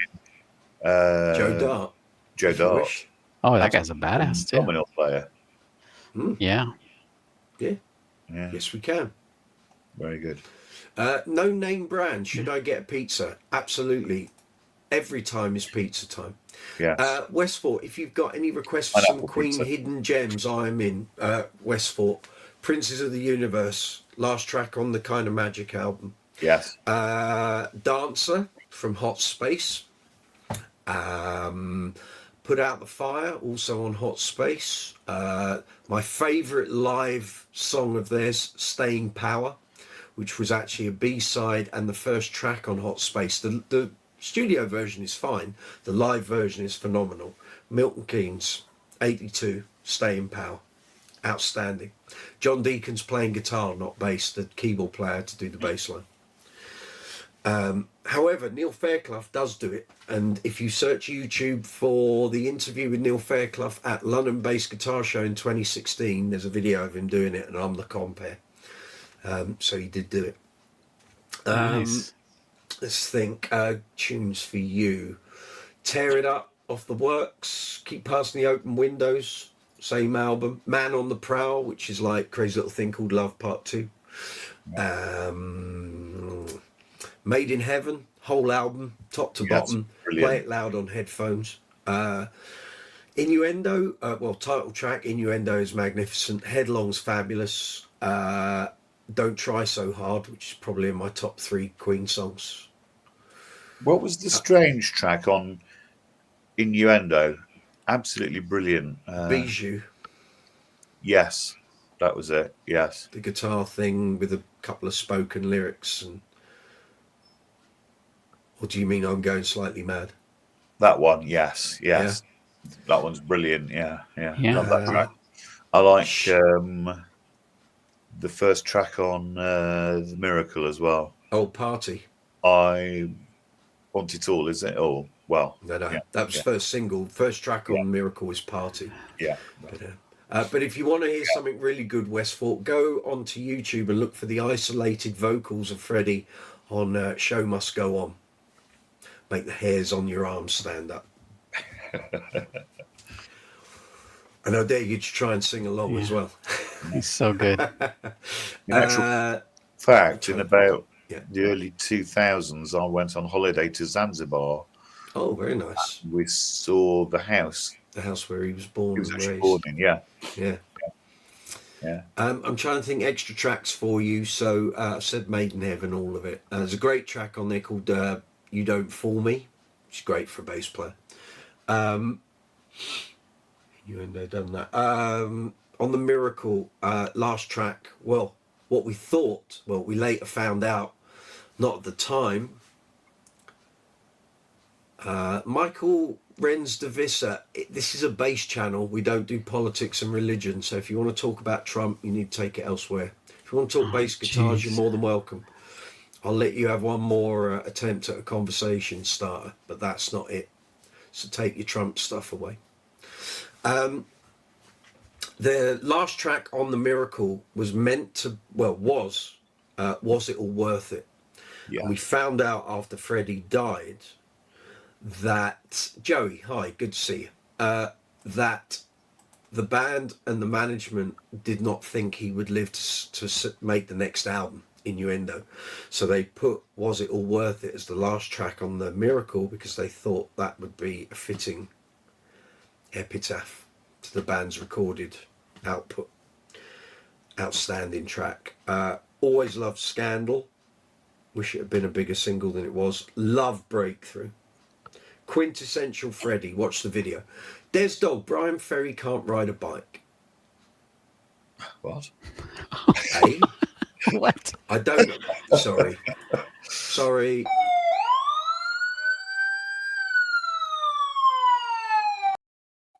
We weren't even talking about. I don't know where this Roxy comes from. Nonsense.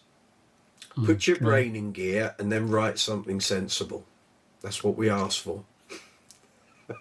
That's all we ask for. That's all we are. I don't need much. That's all we need. I'm trying to think on other albums. Well, The Game is great for a bass player. So top to bottom, everything on The Game is good. It's bass heavy, bass central, that album. Live Killers, great album for bass player. It was the band's first live album. Jazz can be a mixed bag. Sometimes I think it's an underrated classic, and other times I think there's a lot of filler on it. But there are some great tracks, so you've just got to get your sort of your ears involved and have a listen. Day at the Races, Millionaire's Waltz said that. Somebody to Love, obviously. Tie Your Mother Down. Because there's good tracks on all the albums. You just got to dig a bit. But I mean, Queen 2 is a classic. In fact, albums 2, 3, and 4 are classics. So Queen 2, Sheer Heart Attack, Night at the Opera. Queen 1 is a very different album. It's not. Though it was their first album, they didn't really hit their stride till Queen 2. And because they were being moved from studio to studio, there's a lack of continuity on the first album. But Queen 2, Sheer Heart Attack, Night at the Opera. Day at the Races, personally, I don't think is as good an album as Night at the Opera. No way. News of the World is patchy, but I would suggest if you can listen to it, listen to the version that is on Spotify that came out in the 2017 box set. Because there's loads of different versions of the songs, and some of those versions are better than the ones that got used on the album. But yeah, there's plenty to go on with. Do your investigations, Westfort. You might find your new favourite band, promise. Right, so Des Dog, don't know what you're talking about. Joey, Alejandra is my favourite bass player from the band called The Warning. Okay, cool. I've seen footage of her. Yeah, she's rather good. Well played. Well mentioned. Westfort, Wolfpack. Just learned Deantown in my music boot camp. There we go. Ooh, which you'll be able to play on your new status when you get it. Absolutely. There you go. So yes, if you want to do that chat, Rich, we'll do that another week. That's fine. I don't know enough about them, so you can lead that. Okay. I will get reading up and research. You do that. They all are. Because they look like sessioners, so. Well, Corey Wong, the guitarist, my cousin used to rent a room in his mum and dad's house in America. Yeah. And he gets backstage passes, and he always says to me, "Do you want to come?" And it's like, I don't really know the guy. I'm just stand there and go, "Oh, I think your stuff's great." But I will. I'll take him up on his offer. I think you'd have a good time. Yeah, probably. Especially if you don't have to pay for it, because concerts are too damn expensive lately. He's always gigging when I'm gigging, so it's I really don't go to concerts because they're too expensive, to be honest. But that's another show. Ludicrous prices. Yeah. Definitely.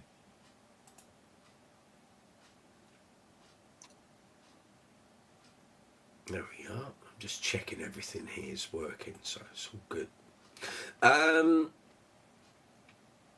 we did broadcast on Instagram, apparently. Did we?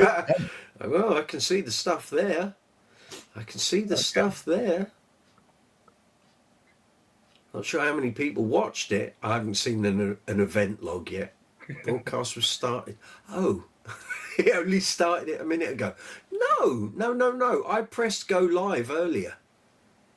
Broadcast was created. Video stream was received. Broadcast was... Oh, I don't know. If you're watching on Instagram, welcome. You've missed 3 hours of absolute bass gold dust, frankly. Absolutely, yes. And you really should get over to the YouTube channel, which is where it all happens. You can watch it backdated. It's all here. Gareth Harrison, one of my favourites is March of the Black Queen off Queen. Every track on Queen 2's a stunner, Gaz. It's all good. And again, those 3 albums, Queen 2, Sheer Heart Attack, Night at the Opera, listen on headphones. Yeah. Listen to Prophet song, gotta listen on headphones. You have to. Things like Good Company, Saul Bryan, all those sounds, you think they're other instruments, they're not. It's all done on guitar. All using the Deaky amp, using all the different switches, the out of phase, in phase, all of that. Rowie bassist, do you all know some underrated metal bassists? I don't, because I'm not a metal fan, but guys, if you do, rattle them off. Probably not our bag, is it? No, any really. No. You missed that. Sorry, Rowie, if you'd come on here a little earlier, Jamie would have been the guy you need to speak to, and he's jumped off the live chat. He knows all the metal cats. Pretty much. Trying to think, metal people sort of like Steve Harris. Steve Harris reminded me, but he said underrated, right? Didn't he? Yeah. I don't know if Steve Harris is underrated, right? Jason Newsted again. Oh, I see, underrated, right? As opposed to unknown. Yeah, Jason Newsted's a good shout. Although, to be fair, he was in Metallica for a considerable amount of time. He's I wouldn't say he's underrated. Yeah, Metallica fans know he was good. Totally, yeah. I think. Okay. I'm not a metalhead, you know. Neither am I. No, you're asking the wrong people, sadly. Nowadays, isn't it? Don't push yourself down, Rich. You know. What's that noise? While I'm just checking, let's see who's got the most messages and all that sort of thing. Who's got the crown at the moment? Bear with me a second. It's not that I don't like metal. It's that I'm attracted to great songs, and I feel like the metal genre, if you're gonna just put it into one bubble, is it's not about melodic or harmonic movement necessarily. It's more about creating that feel. So there are some great metal songs. I mean, I could probably name a few, but I just don't gravitate. Finding at the present, I'm really liking. What's the band that Laura Lee's in? Who's just had the Fender. That's Krongbin or something like that. Krangabin or something, isn't it? I don't know how to say it. Brilliant. Really just smooth, ambient. It isn't of interest. It just bimbles, and it's just, you think, actually, that's all right, that is, Yeah, my coworker turned me on to that a while ago, and I thought, it's cool. I mean, I don't know, maybe it's a bad thing to do, but that type of music is great to have while you're doing something else. I guess you're working, you're doing the laundry, or you're doing the dishes or something. Because it's pleasant. The instruments sound great, and it's interesting enough. Let's put it that way. Yeah, it is. Yeah, definitely. Just to alert you, Westfort, you are top of the tree for comments at the moment. You are number 1. Jamie was number 2. Actually, hold on. Jamie was number 2, and Gareth, you're number 3. At the moment, so the more comments you post, you can rise up that leaderboard. I don't know why YouTube have introduced that whole thing, Very but strange, they have, and it's a thing. Apparently, I saw your message there, Gaz. John Myung of Dream Theater. No, I don't say he's underrated. Dream Theater I wouldn't either. Fine, is he actually metal? Really? It's considered, yeah. It's kind of to me, it's more like borderline metal. I think it's more prog than metal, but I guess you said it's like prog metal, you know. But and they have some. They delve into some ballads that are beautiful sometimes as well, you know. So I can get into that. Yeah. Anyway.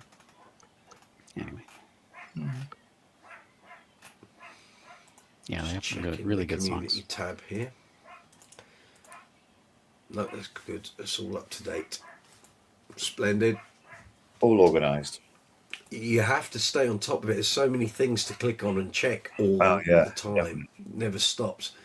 And we've had people watching the live chat. This has happened in previous weeks. People watch the live chat. They won't comment in there, but they'll go over to the community tab and put the post in there. So then I have to check that and then bring it back onto here. Westford, Deep Purple bassist. You mean Roger Glover? Yeah. Been in there from the start. Apart from the little chunk where Glenn Hughes. Yeah, Glenn Hughes was in it for a bit, right? Yeah. Was doing it. But Roger Glover used to live in the village I live in. No way. Yeah.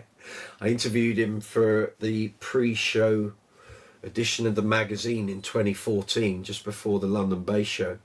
We used to do sort of pre-show interviews because there would be a pre-show issue and a post-show issue. And I was interviewing him. He went, "Oh, I used to live in that village." I was like, "Where do you live now?" He said, "Well, not there." I said, "Okay, I gathered that." He said, No, we moved, I think he moved down to West Country, I think. So is he still playing Vigier? He's still playing, yeah. I'm not sure I'm saying that right. Not French? sure. Vigier? Vigier is correct. Vigier,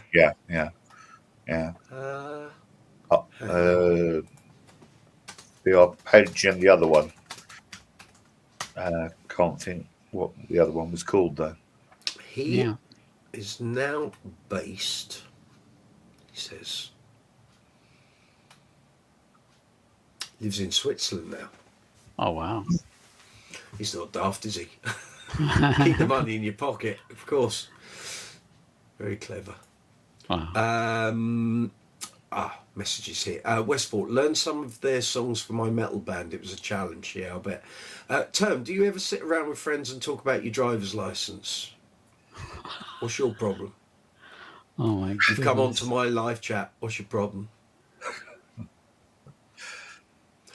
Tell you what, let's just do that. I'm not even going to bother. Gareth, in my opinion, he gets overshadowed by Petrucci and Mike Portnoy. Yeah, I love Mike Portnoy, and I love his Dave Grohl-esque persona. I like all that because they don't take any rubbish and they're like everyday people.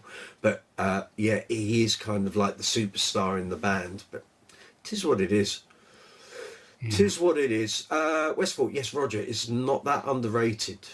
I don't think so. No, Roger Glover's like a bass legend, but just never sort of got to like the echelons of consideration like an Entwistle or a Jack Bruce, maybe because they came before him. But he's been in that band apart from that little chunk where Glenn Hughes was there for years, and that deserves a pat on the back in my book. So it's all good.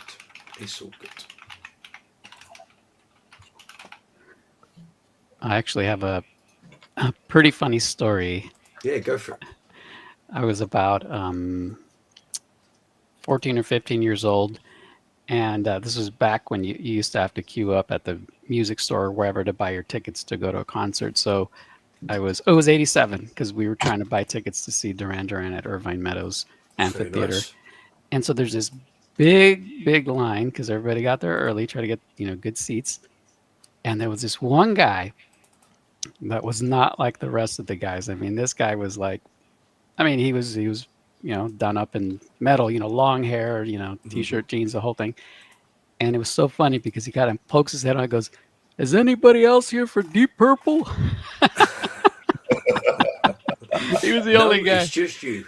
Yeah, he was laughing because he knew the answer. He didn't even need to ask, but he was just being, funny. It was great. I was like, yeah, nobody. A bit out of place with everyone else in their trendy clothes. Tickets. That's it. Yeah, but that's the way it was when you would go to the record shop. Of course. You know, it was Deep Purple and it was Duran Duran, and, you know, Dire Straits, all the D's. But Well, I was saying to someone yesterday, it's like, remember the days of you could phone up to get your tickets? yeah. Oh, Yeah, yeah. you had to keep calling, you keep calling, they keep come calling. in the Goes, post. you're like, oh, dang. Yeah, totally. Long gone are those days. Long gone. Most Long definitely. Let's see. It is just gone 10 past 11 here in London town. Here in the UK, it's live chat 122. Here on Brooks's Bass Corner, we're talking basses, bass guitars, bass amps, bass effects. We'll go through till about 11:30, then we'll bang it on the head for tonight. Have you got any more questions? Any comments? Let's have them. And we'll do our best to respond. Nikki 6. Nikki 6. Tenuous. I think the problem.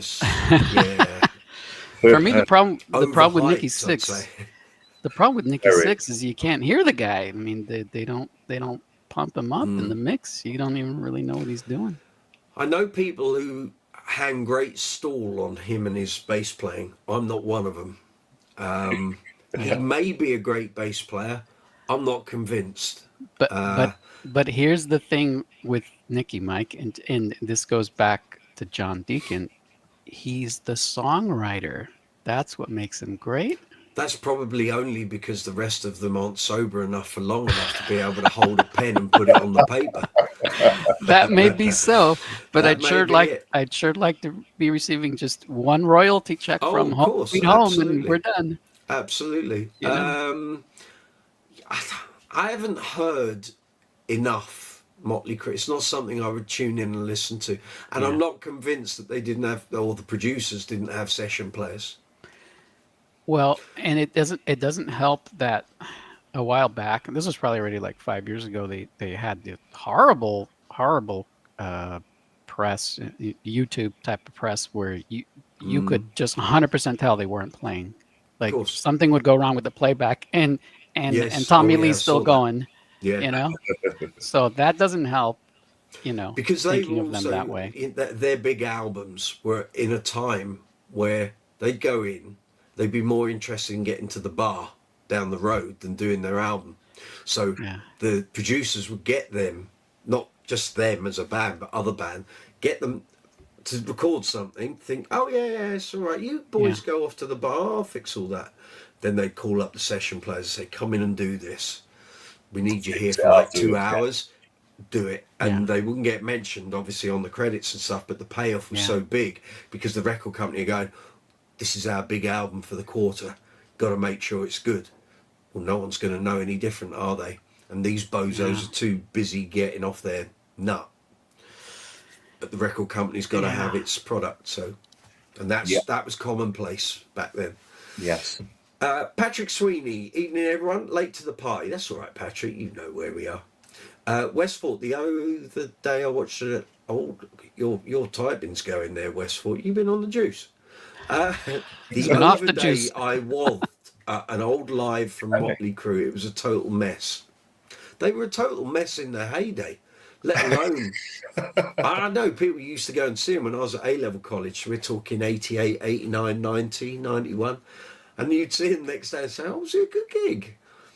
I'm not convinced they could play. It's like, right, okay, so that kind of confirms my beliefs then. But yeah, it was a different time back then. We didn't have YouTube. How would you substantiate it? You couldn't. That's right, yeah.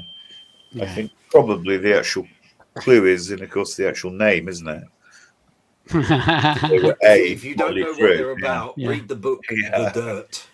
You can watch the film, but the film isn't as good as the book. The book's warts and all. Scary. How 4 people behave like that and still alive. Well, in fact, I think 3 of them have probably been brought back from the dead about 4 times. So, yeah, including Nikki.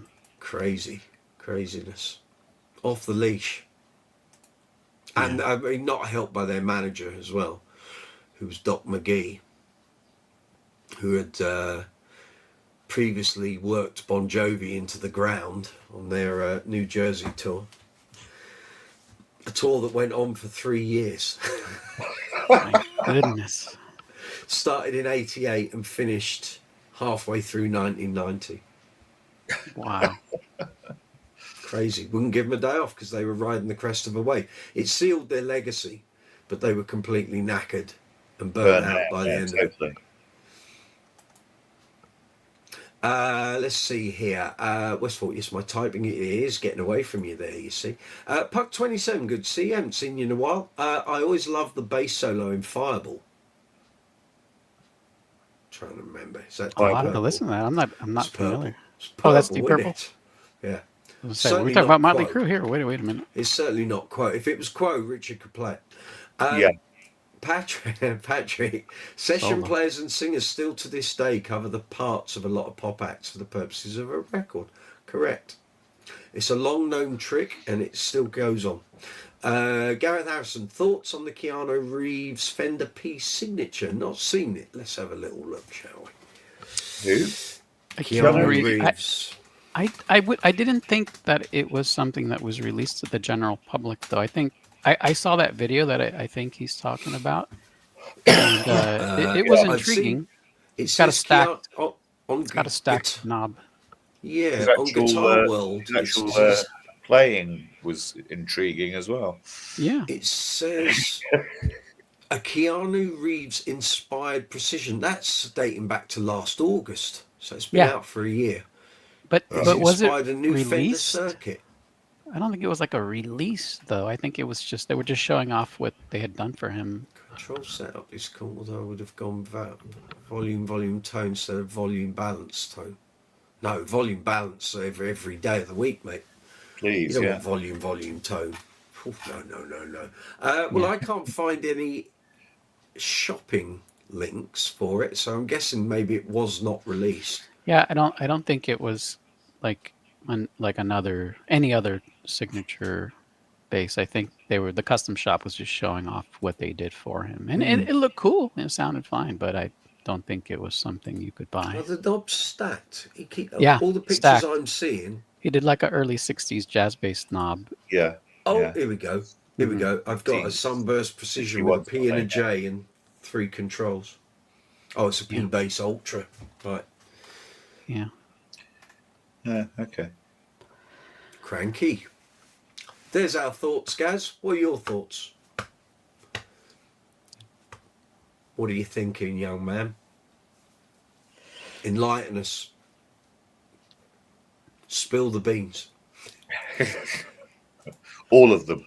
Yeah, don't spill your tea, for God's sake. The whole jar. That's it. Patrick, slight change of tack. Where's everyone on their favourite double bass players, past or present? Patitucci. Ron Carter. For me. Ron Carter for sure, yeah. Ron Carter, Are you talking classical players, jazz players? Because jazz players, I'd go straight to Ray Brown. Yes.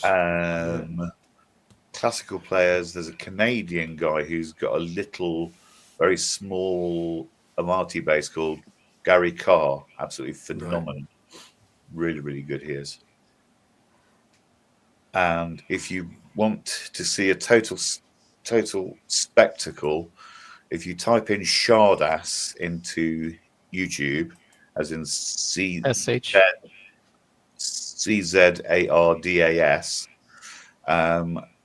it's a concert where Maxim Vengerov is playing violin with 3 bass players, and one of them, everything Vengerov does in the tune Shardass, this actual bass player copies him.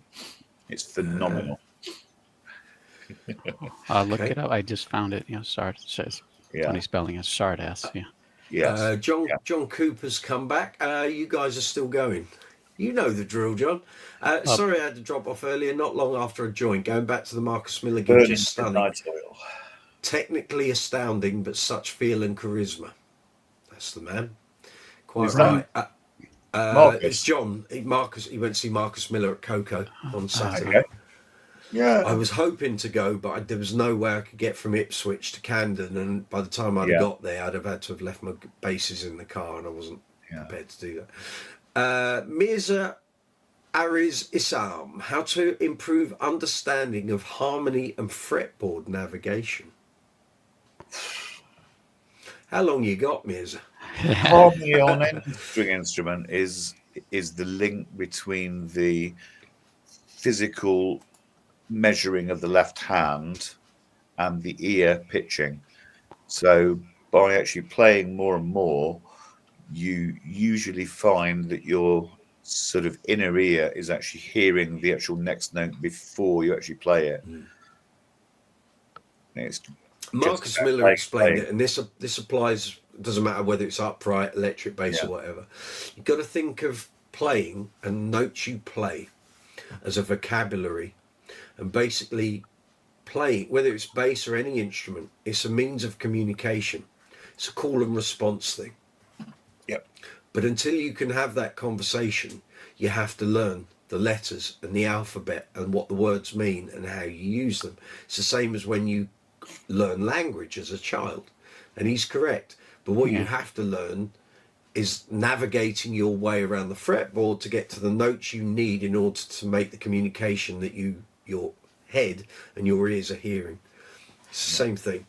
Which is why if you can learn to read, not necessarily learn to read music, but you get into playing an instrument young, you soak that stuff up like a sponge far better than when you're an adult. When you're an adult, trying to learn a second language is difficult. When you're a kid, you just do it. It's an instinctive thing. It's almost I'd recommend like Victor Wooten's book as well. Brains harden a bit as we get older. Yeah, true, yeah. Yes. Victor Wooten talks about that very same thing that you're saying. To be honest, Marcus did. That is how I learned in jazz circles how to actually solo, and he actually said just one simple thing: you're actually never more than a half step away from a right note. Yeah, really true. Yeah, and if you play the wrong note, just keep going up chromatically. Yeah, that's right. Up or down. If you're Nicky 6, you're about half a bottle away from being off you. No. Anyway, Westford suggested Stanley Clarke for upright. Yes, agreed. Yes, Gareth Harrison, Herbie Flowers. Yes, definitely. Yes. Brian Bromberg. Brian Bromberg. Edgar Mayer. Phenomenal player. Yeah. Plays with the flectones quite a lot and plays with the flectones on his bassoon as well. Really awesome player. Really? He actually quite often played his bassoon through an auto wire. Sounds absolutely phenomenal. No way. Oh, let's not forget about Nhop too. NHOP. Yes, absolutely. Guy's amazing. Him and Oscar Peterson. Any video they do or videos that are out there. Oh my God. Yeah. Amazing. Brilliant. Pup 27, Deep Purple. You were talking about Roger Glover. Yes, we were.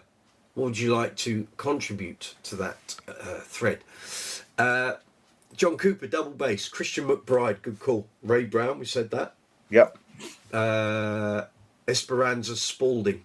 You spelled it wrong, John, but I corrected you. Yeah, she can play she is phenomenal. She is very good. She is very, very good, yeah. Patrick likes Charlie Mingus. Present day Adam Ben Ezra. Yes, we had him at the London show. It might have been 2013. Really good. Very impressive. All good players. Yeah. All good stuff. Brilliant. Good shouts, people. Well done. Back when they did Bass Player Live, which was this event where all the vendors would get together in Los Angeles every year, there was one year where whoever does Brian Bromberg's upright basses, they were there and they brought his actual upright bass, and the guy says to me, here, try it, tell me what you think. And I said, wait a minute. He says, yeah, this upright bass that we do for him has lower action than any electric I've ever played. And it was insane. I mean, I'm telling you, I played a little bit of upright, but wow, it was just like butter, I'm telling you. Just like in actual fact, if you type into YouTube bass fun, it's a live sort of TV studio recording of Victor Wooten and Edgar Mayer playing a a bluesy tune on, of course, one actual bass, while they actually walk in circles, and they actually end up on the floor. Okay, I queued it up. Absolutely brilliant. You know. Oh, I haven't seen that. That's awesome. Thank you. Gareth Harrison, Mirza, so he's replying to your message, Mirza. Learn as many songs as you can and try humming or singing the bass line as you play it. Yes, that's right. It's all about pitching. And also, the other thing is, of course, try with anything, be it a bass, a guitar, a violin, anything with strings. Play as many notes as you can under your fingers before you have to move. Yeah. Position is everything. It is. Westford, YouTube is bugging a lot, I hear.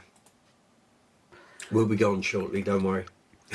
I'd also say try writing something, because I don't know if the question was geared towards like I want something like I want to be able to solo better, but that's what you're doing when you're soloing. You're actually writing a line to go, above that harmonic structure. So, write a song. I mean, if it sucks, it sucks. You write another one. You keep writing and writing, and next thing you know, that will just bleed into. It'll seep into your playing. It has to. Agreed. Sean, why does the Palladino StingRay cost so much more? Welcome to the world of artist endorsement and artist signature versions. Where do you want to start? Because the reason is Sterling Ball wants another pension boost. Stuff in his actual bed, in his mattress, you see. What was it though? I didn't think it was horrific, because I think a new StingRay would probably cost you like $2,800. And what was the Pino one? 32? Pino one's 3,700. Oh, 3,700. Oh crap! Pounds. I didn't realize. Pounds. Yeah. Oh, pounds. Oh, so probably about $4,500 for you. Yeah. Then that is quite a bit more. Yeah. You're quoting the base direct price, Sean. 3.5, because people asked the question when Marcus said, "Oh, we're doing it for 3,499. How come your price is a couple of hundred cheaper than the price that's been published everywhere else?" And they just said, "That's the price we've been quoted, so that's what we're selling them for." Yeah. I don't know. I really don't know. They're going to sell. I don't think they'll sell loads. Yeah. I don't think that. Personally, I think they've probably missed the boat of Pino's sort of height of, not desirability, that's not what I mean. Height, not even height of fame, it's not that. It's notoriety within the industry for being like one of the top players. Pino brand recognition. If they had done this back in like 2007, 2008, when he was kind of on a crest of a wave with John May, it probably would have had a bit more resonance. But also back then he wasn't using the StingRay. Well, he doesn't use the StingRay now, but you've waited until 2025 to do it.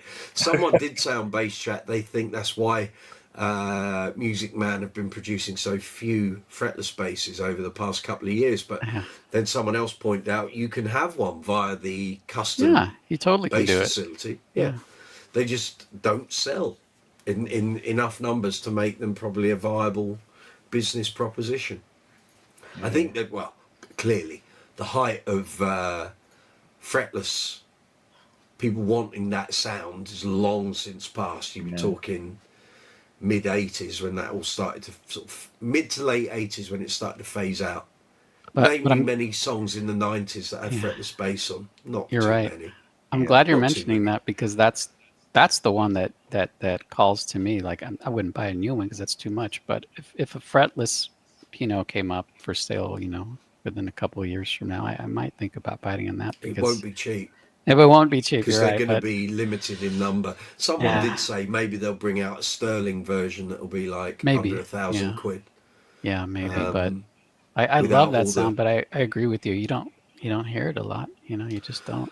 I mean, he was on Tears for Fears, Sowing the Seeds of Love album, and there was fretless from John Giblin on Street Fighting Years by Simple Minds. But other than that, there's fretless on Guaranteed by level 42. Mark took a Moon jazz bass, ripped the frets out, and played fretless on a track. So there was stuff. So that was 91. But, you know, once grunge came in, Jeff Ament, maybe, of Pearl Jam, might have done a bit of fretless here and there, but just didn't. Britpop. Tell me a band that played fretless in Britpop. No one, ever. No. Didn't happen. No. Wasn't going to happen. And that sound is so endemic that it just harks back to the 80s that a lot I'm talking off my ear. A lot of producers just don't ask for it. They just not interested. Yeah. And so much bass stuff during the 90s, early 2000s was programmed bass. So yeah, very true. Yeah. Not even proper bass players. Sean, let's see all your messages. Gareth, whole generation knows him as a P bass player rather than a Stingray player. Exactly. Absolutely. If they got him before that changed. So if they'd done this in 2005, they'd have been laughing all the way to the bank. Sean, fretless bass are kind of a novelty bass. Yeah-ish, maybe. It's just a different sound having your toolbox. Like I don't need one, but it'd be fun to noodle on. You don't noodle on a fretless, mate. No. Good luck with that. Got to be really, if you noodle on a fretless, you'll be putting yeah. it down very quickly because you'll sound like no, an idiot. you have to focus like a mother. Which is why I'm going to do a series on going from absolutely, you know, focus on going from 0.0 of not being able to play one to hopefully over a period of time being able to. It's been in the melting pot for 2.5 years. It's got to come out sooner or later. I've been practicing a lot lately because I have my friend's Pentabuzz and wow, very nice. As a bass. Yeah, I'll have it for like another 2 weeks. So, but enjoy while you've got it. I'm enjoying it. Yeah, I've put up a couple of videos with it because I'm trying to make the most of it. Speaking of fretless, I'm wondering if you guys, Mike or Chris, if you know a song. Do you guys know an artist named John Martin from way back? And he had this big hit, "Couldn't Love You More." Who played fretless on "Couldn't Love You More"? It is amazing. 2 seconds. And if anyone hasn't heard it, you have to hear it. It's a beautiful song, and the fretless is to die for. Acoustic guitar, but kind of folk. Here we go. There we go. That's a re-recording. See if I can find a wiki on it. Yeah, that's one of the ones I'm going to learn while I have the Pentabuzz because it's it's a beautiful song. Yeah, brilliant. Sounds good actually. That's so good. Do you know what album it was on? Let's see. I pulled it up right here. Glorious Fool. Yeah, which came out in '81. Personnel. Bass. Alan Thompson. Do you know who he is? Is he an unsung hero? Might be. Probably, yeah. No idea. Scottish bassist and vocalist with many acts. And a vocalist. He toured with Geezer Butler and recorded with the Mighty Wah. He's still alive. Backroom Boys, along with Doug Mortar, John Jorgensen's band, the Helicasters. Okay, he's toured with Amos Garrett, Brent Mason, Hank Marvin, Long John Baldry. If you're out there, Alan, come and join us. Toured and recorded with Rick Wakeman, Julia Fordham, Carol Decker of Tapao, Andy Summers. Songwriting credits with Robert Palmer, John Martin, Sally Barker, Reverend Doc and the Congregation, Backroom Boys, nice. and Came the Wheel. Okay, he's done Sounds like bits. he's doing well. Yeah, I'm glad. He didn't just fade into obscurity. Yeah, 65. Oh, I'd love to talk to him. Love to talk to him. Gareth, also the fact they have a fretted and fretless Pino. Well, you got to have the fretted version because that's what's probably going to sell more. Yeah. More items. On another point, I think the first recorded fretless bassist was Bill Wyman of the Stones. Possibly. Yeah. Patrick Sweeney, there was a fair bit of fretless on a lot of Kate Bush albums. Yeah. Her husband, yes, Del Palmer, who sadly has passed away. Mirza, glad that I found your channel. Pleasure. I mean, I can ask questions. I'm getting tips from professional, experienced players. That's the whole idea. It's the whole premise of the channel. Really wonderful. Big thumbs up. Thank you very much. Give the live chat thumbs up, please, if you'd be so kind. And it goes to everyone watching. Whether you're watching after the event or it's live, please give the video a thumbs up. It makes a big difference to how the video is perceived by the YouTube algorithm. Puck 27. I think Giblin played some of the fretless bass on Kate Bush songs. Yes, yeah. Sadly, no longer with us. A bunch of his basses are available still at the bass gallery in Camden. Oh, really? Wow. His son is Rob Malarkey. Oh, right, yeah. Name of the Malarkey bass by Viv Wilcock. Yes. Yeah. Gareth, Tony Franklin, monster fretless player, absolutely. Of course. John Deacon play fretless as well, of course. Yeah. Everyone has a dabble here and there. Yeah. In principle, they think, how hard can it be? It must be great, but it needs serious work. It needs serious work. Does indeed. As I'm about to find out when I start filming these videos.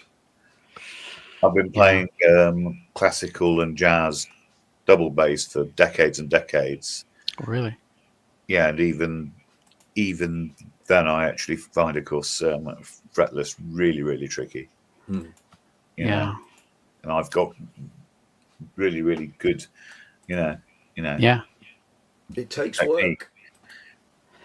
One thing that's very challenging on electric, well, what I mean is bass guitar fretless as opposed to upright fretless is,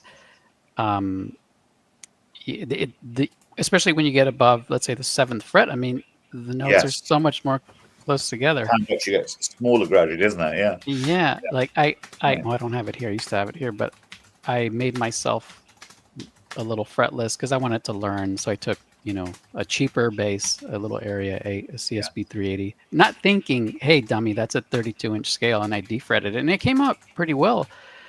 And then I learned, oh, wait a minute, intonation is really challenging above the 12th fret because it's tiny spaces, tiny spaces. So the pentabuds is actually easier to play in the upper registers because it's just regular 34-inch scale. Yeah. Yeah, it's a challenge. Crazy. Gareth Harrison, I struggle with intonation on my fretless. Join the rest of the world, Gareth. Yeah. It is a practice thing. It's a practice and putting in the hard graft. It really is. And you have to be committed to doing it. I used to det for Bob Skeet, and Bob Skeet had it down. He used to play a 5-string Warwick thumb fretless white. Yeah. And he was all over that thing. And I used to det for him in Fab Gear's band, which is just playing 60s, 70s, 80s rock tunes, rock covers. And to hear those songs played with a fretless 5-string was like, wow, this is really good. And I remember trying to replicate some of his tones with the basses I had at the time. And that bass, the story with that bass is, he kind of stopped using it because he moved over to doing Wishbone Ash, and he needed a fretted 4-string, not a 5. And I was with him at the Bass Centre in August or July 97, because he had a deal with Warwick. He wanted to stay with Warwick, and I remember saying, you really should get a StingRay for doing that. Lo and behold, a couple of years later, he's got 5-string StingRays.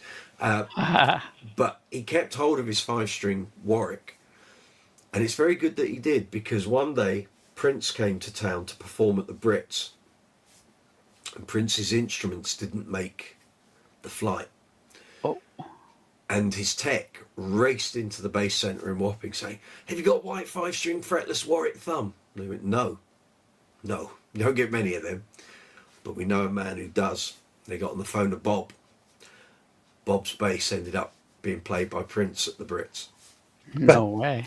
And he kept hold of it for about another, so it was 97. He kept hold of it till 2005, and I helped him sell it via the gallery in 2005. Wow. But it was an 80s one, 88, I think. And it had a little name plate in the fingerboard that they did for him over time. And then it came into the Bass Centre, and Chris fitted it all for him. Yeah, it was great. Really good bass, but it weighed a ton. Absolute ton.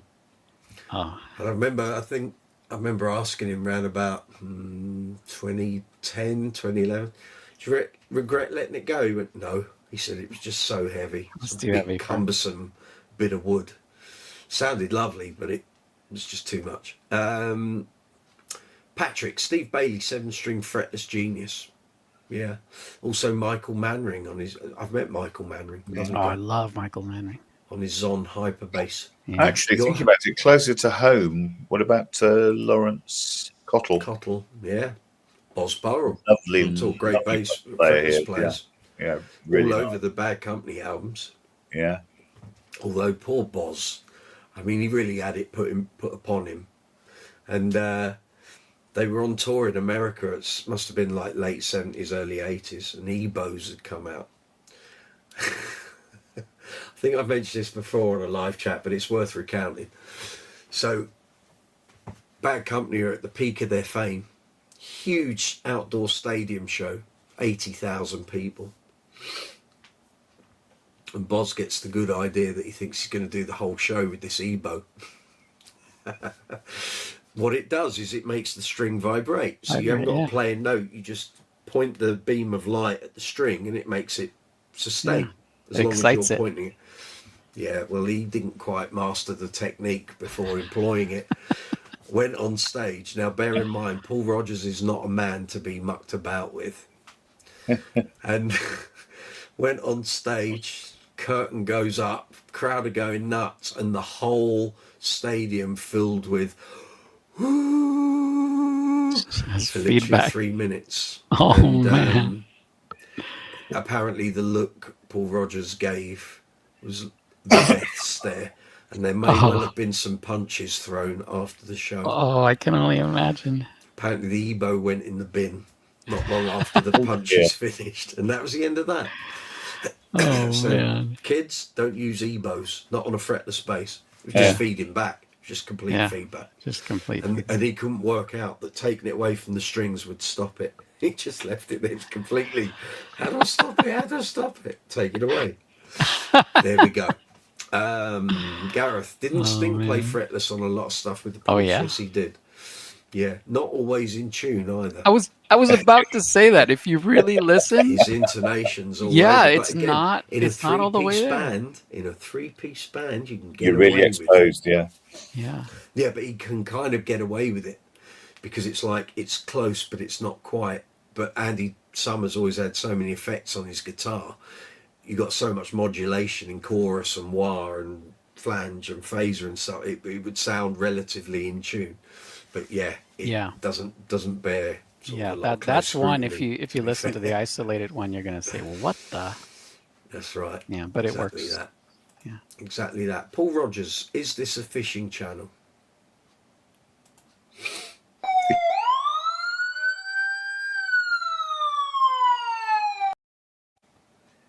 I refer you to the last week's video. Hassan Iqbal, what is this? It's a strip show, can't you tell? Idiot. Sorry. Well, I mean, okay, so shall we go? Exactly. Yeah, I know where that's been. Thanks, Hassan. This is a bass channel. I know you've probably come in off of a short feed, a vertical live stream feed. We're talking bass guitars, my friend. Bass guitars, bass amps, bass effects. We're all bass players. If you want to join in the conversation, feel free. If you're here for cooking, we're not doing that. That's next week. So yeah. So then I came prepared for the cooking this week. I got my utensils, I got my pinny. I was ready, but the cooking ain't happening. It's been postponed. But I bet you don't have a mixing bowl in that room, mate, tell you. You don't know that I am. Now, just before we finish, Mike. Yes, sir. Did you see the Ovation Magnum 2 fretless on Bass Chat Marketplace? No. It's the most impressive thing you're ever going to see in your life. How much? Winding me up? No, it is a real thing. Saunter over. It's £1,800. It's an Ovation Magnum. How far down the? It's is it in bass guitars or EUB and double bass? It's in bass guitars. Scale, yeah. But on the third page, it's an Ovation Magnum. It is the most impressive thing I've ever seen. It's probably terrible to play. It's probably moved down the thing. It's Happy Jack. Well, that's wait a minute. Yeah, that's the one, right? It's not on. Oh, has an EQ. Look at it.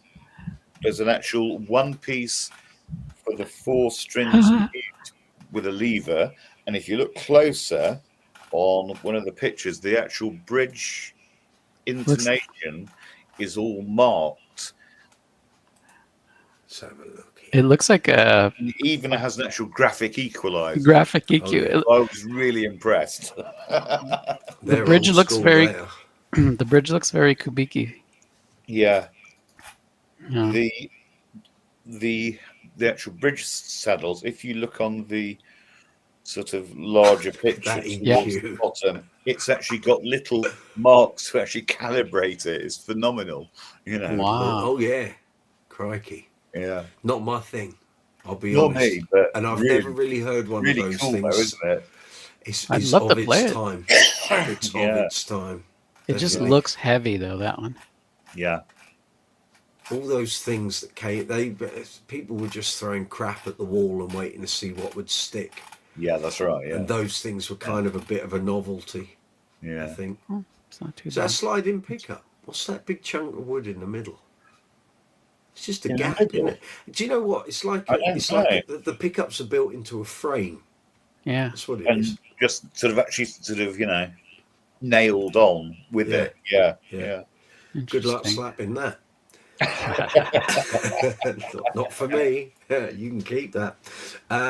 It's gonna slap you. Sean, you love where it'll probably bend. It'll go Yeah. loose to man or beast. Right, it is coming up 10 to 12. It's time for bed, chaps. It is, I've got definitely. I've got to get some sleep here. All right, man. Thank you very much, everyone. It's been a pleasure. Zoomer, it's Pleasure as been always. fabulous having you on. Rich, good job. Lovely job. I'm waiting for Thank some you. quo next week. Look I forward want to that. say one Looking last thing. Yes, sir. Yes, sir. Say. Although I've been posting to YouTube since 2007, this is the first ever live chat I've ever taken There up you part go. of. So You see, well done. Well, thank I'm you for glad. making us I'm share glad you were the charity. first, Mike. Pleasure. Thank you. Thanks for coming on. That's what makes it all worthwhile, you see. Oh, we've got a couple of messages. Gareth, the Ovation Magnum 2 was used by Ross Valerie on the recording of Don't Stop Believing by Journey. Yes, it was. Correct. Excellent. And Sean, my Gibson RD is almost £13. Good luck with that. We'll see you down the chiropractors next week. Yeah. Yeah. On see that you then. note, guys and girls, thank you for a fabulous live chat. We'll see you next week, same time, same place. Thank you to all new subscribers. Thank you for the likes. Thank you for the shares. Thank you for the comments. You can carry on the conversation in the comment section afterwards. The video will be up on the channel. So if you got more comments or you've seen anything on here you want to discuss, leave them. Put a message in the comment section and I'll reply to it as soon as I get a notification that it's there. On that note, have a fabulous weekend. If you're out gigging, get there safely, get home safely, enjoy your bass playing. And we'll see you same time, same place next week. Take it easy. Have a good week. All the best. Cheers, Mike.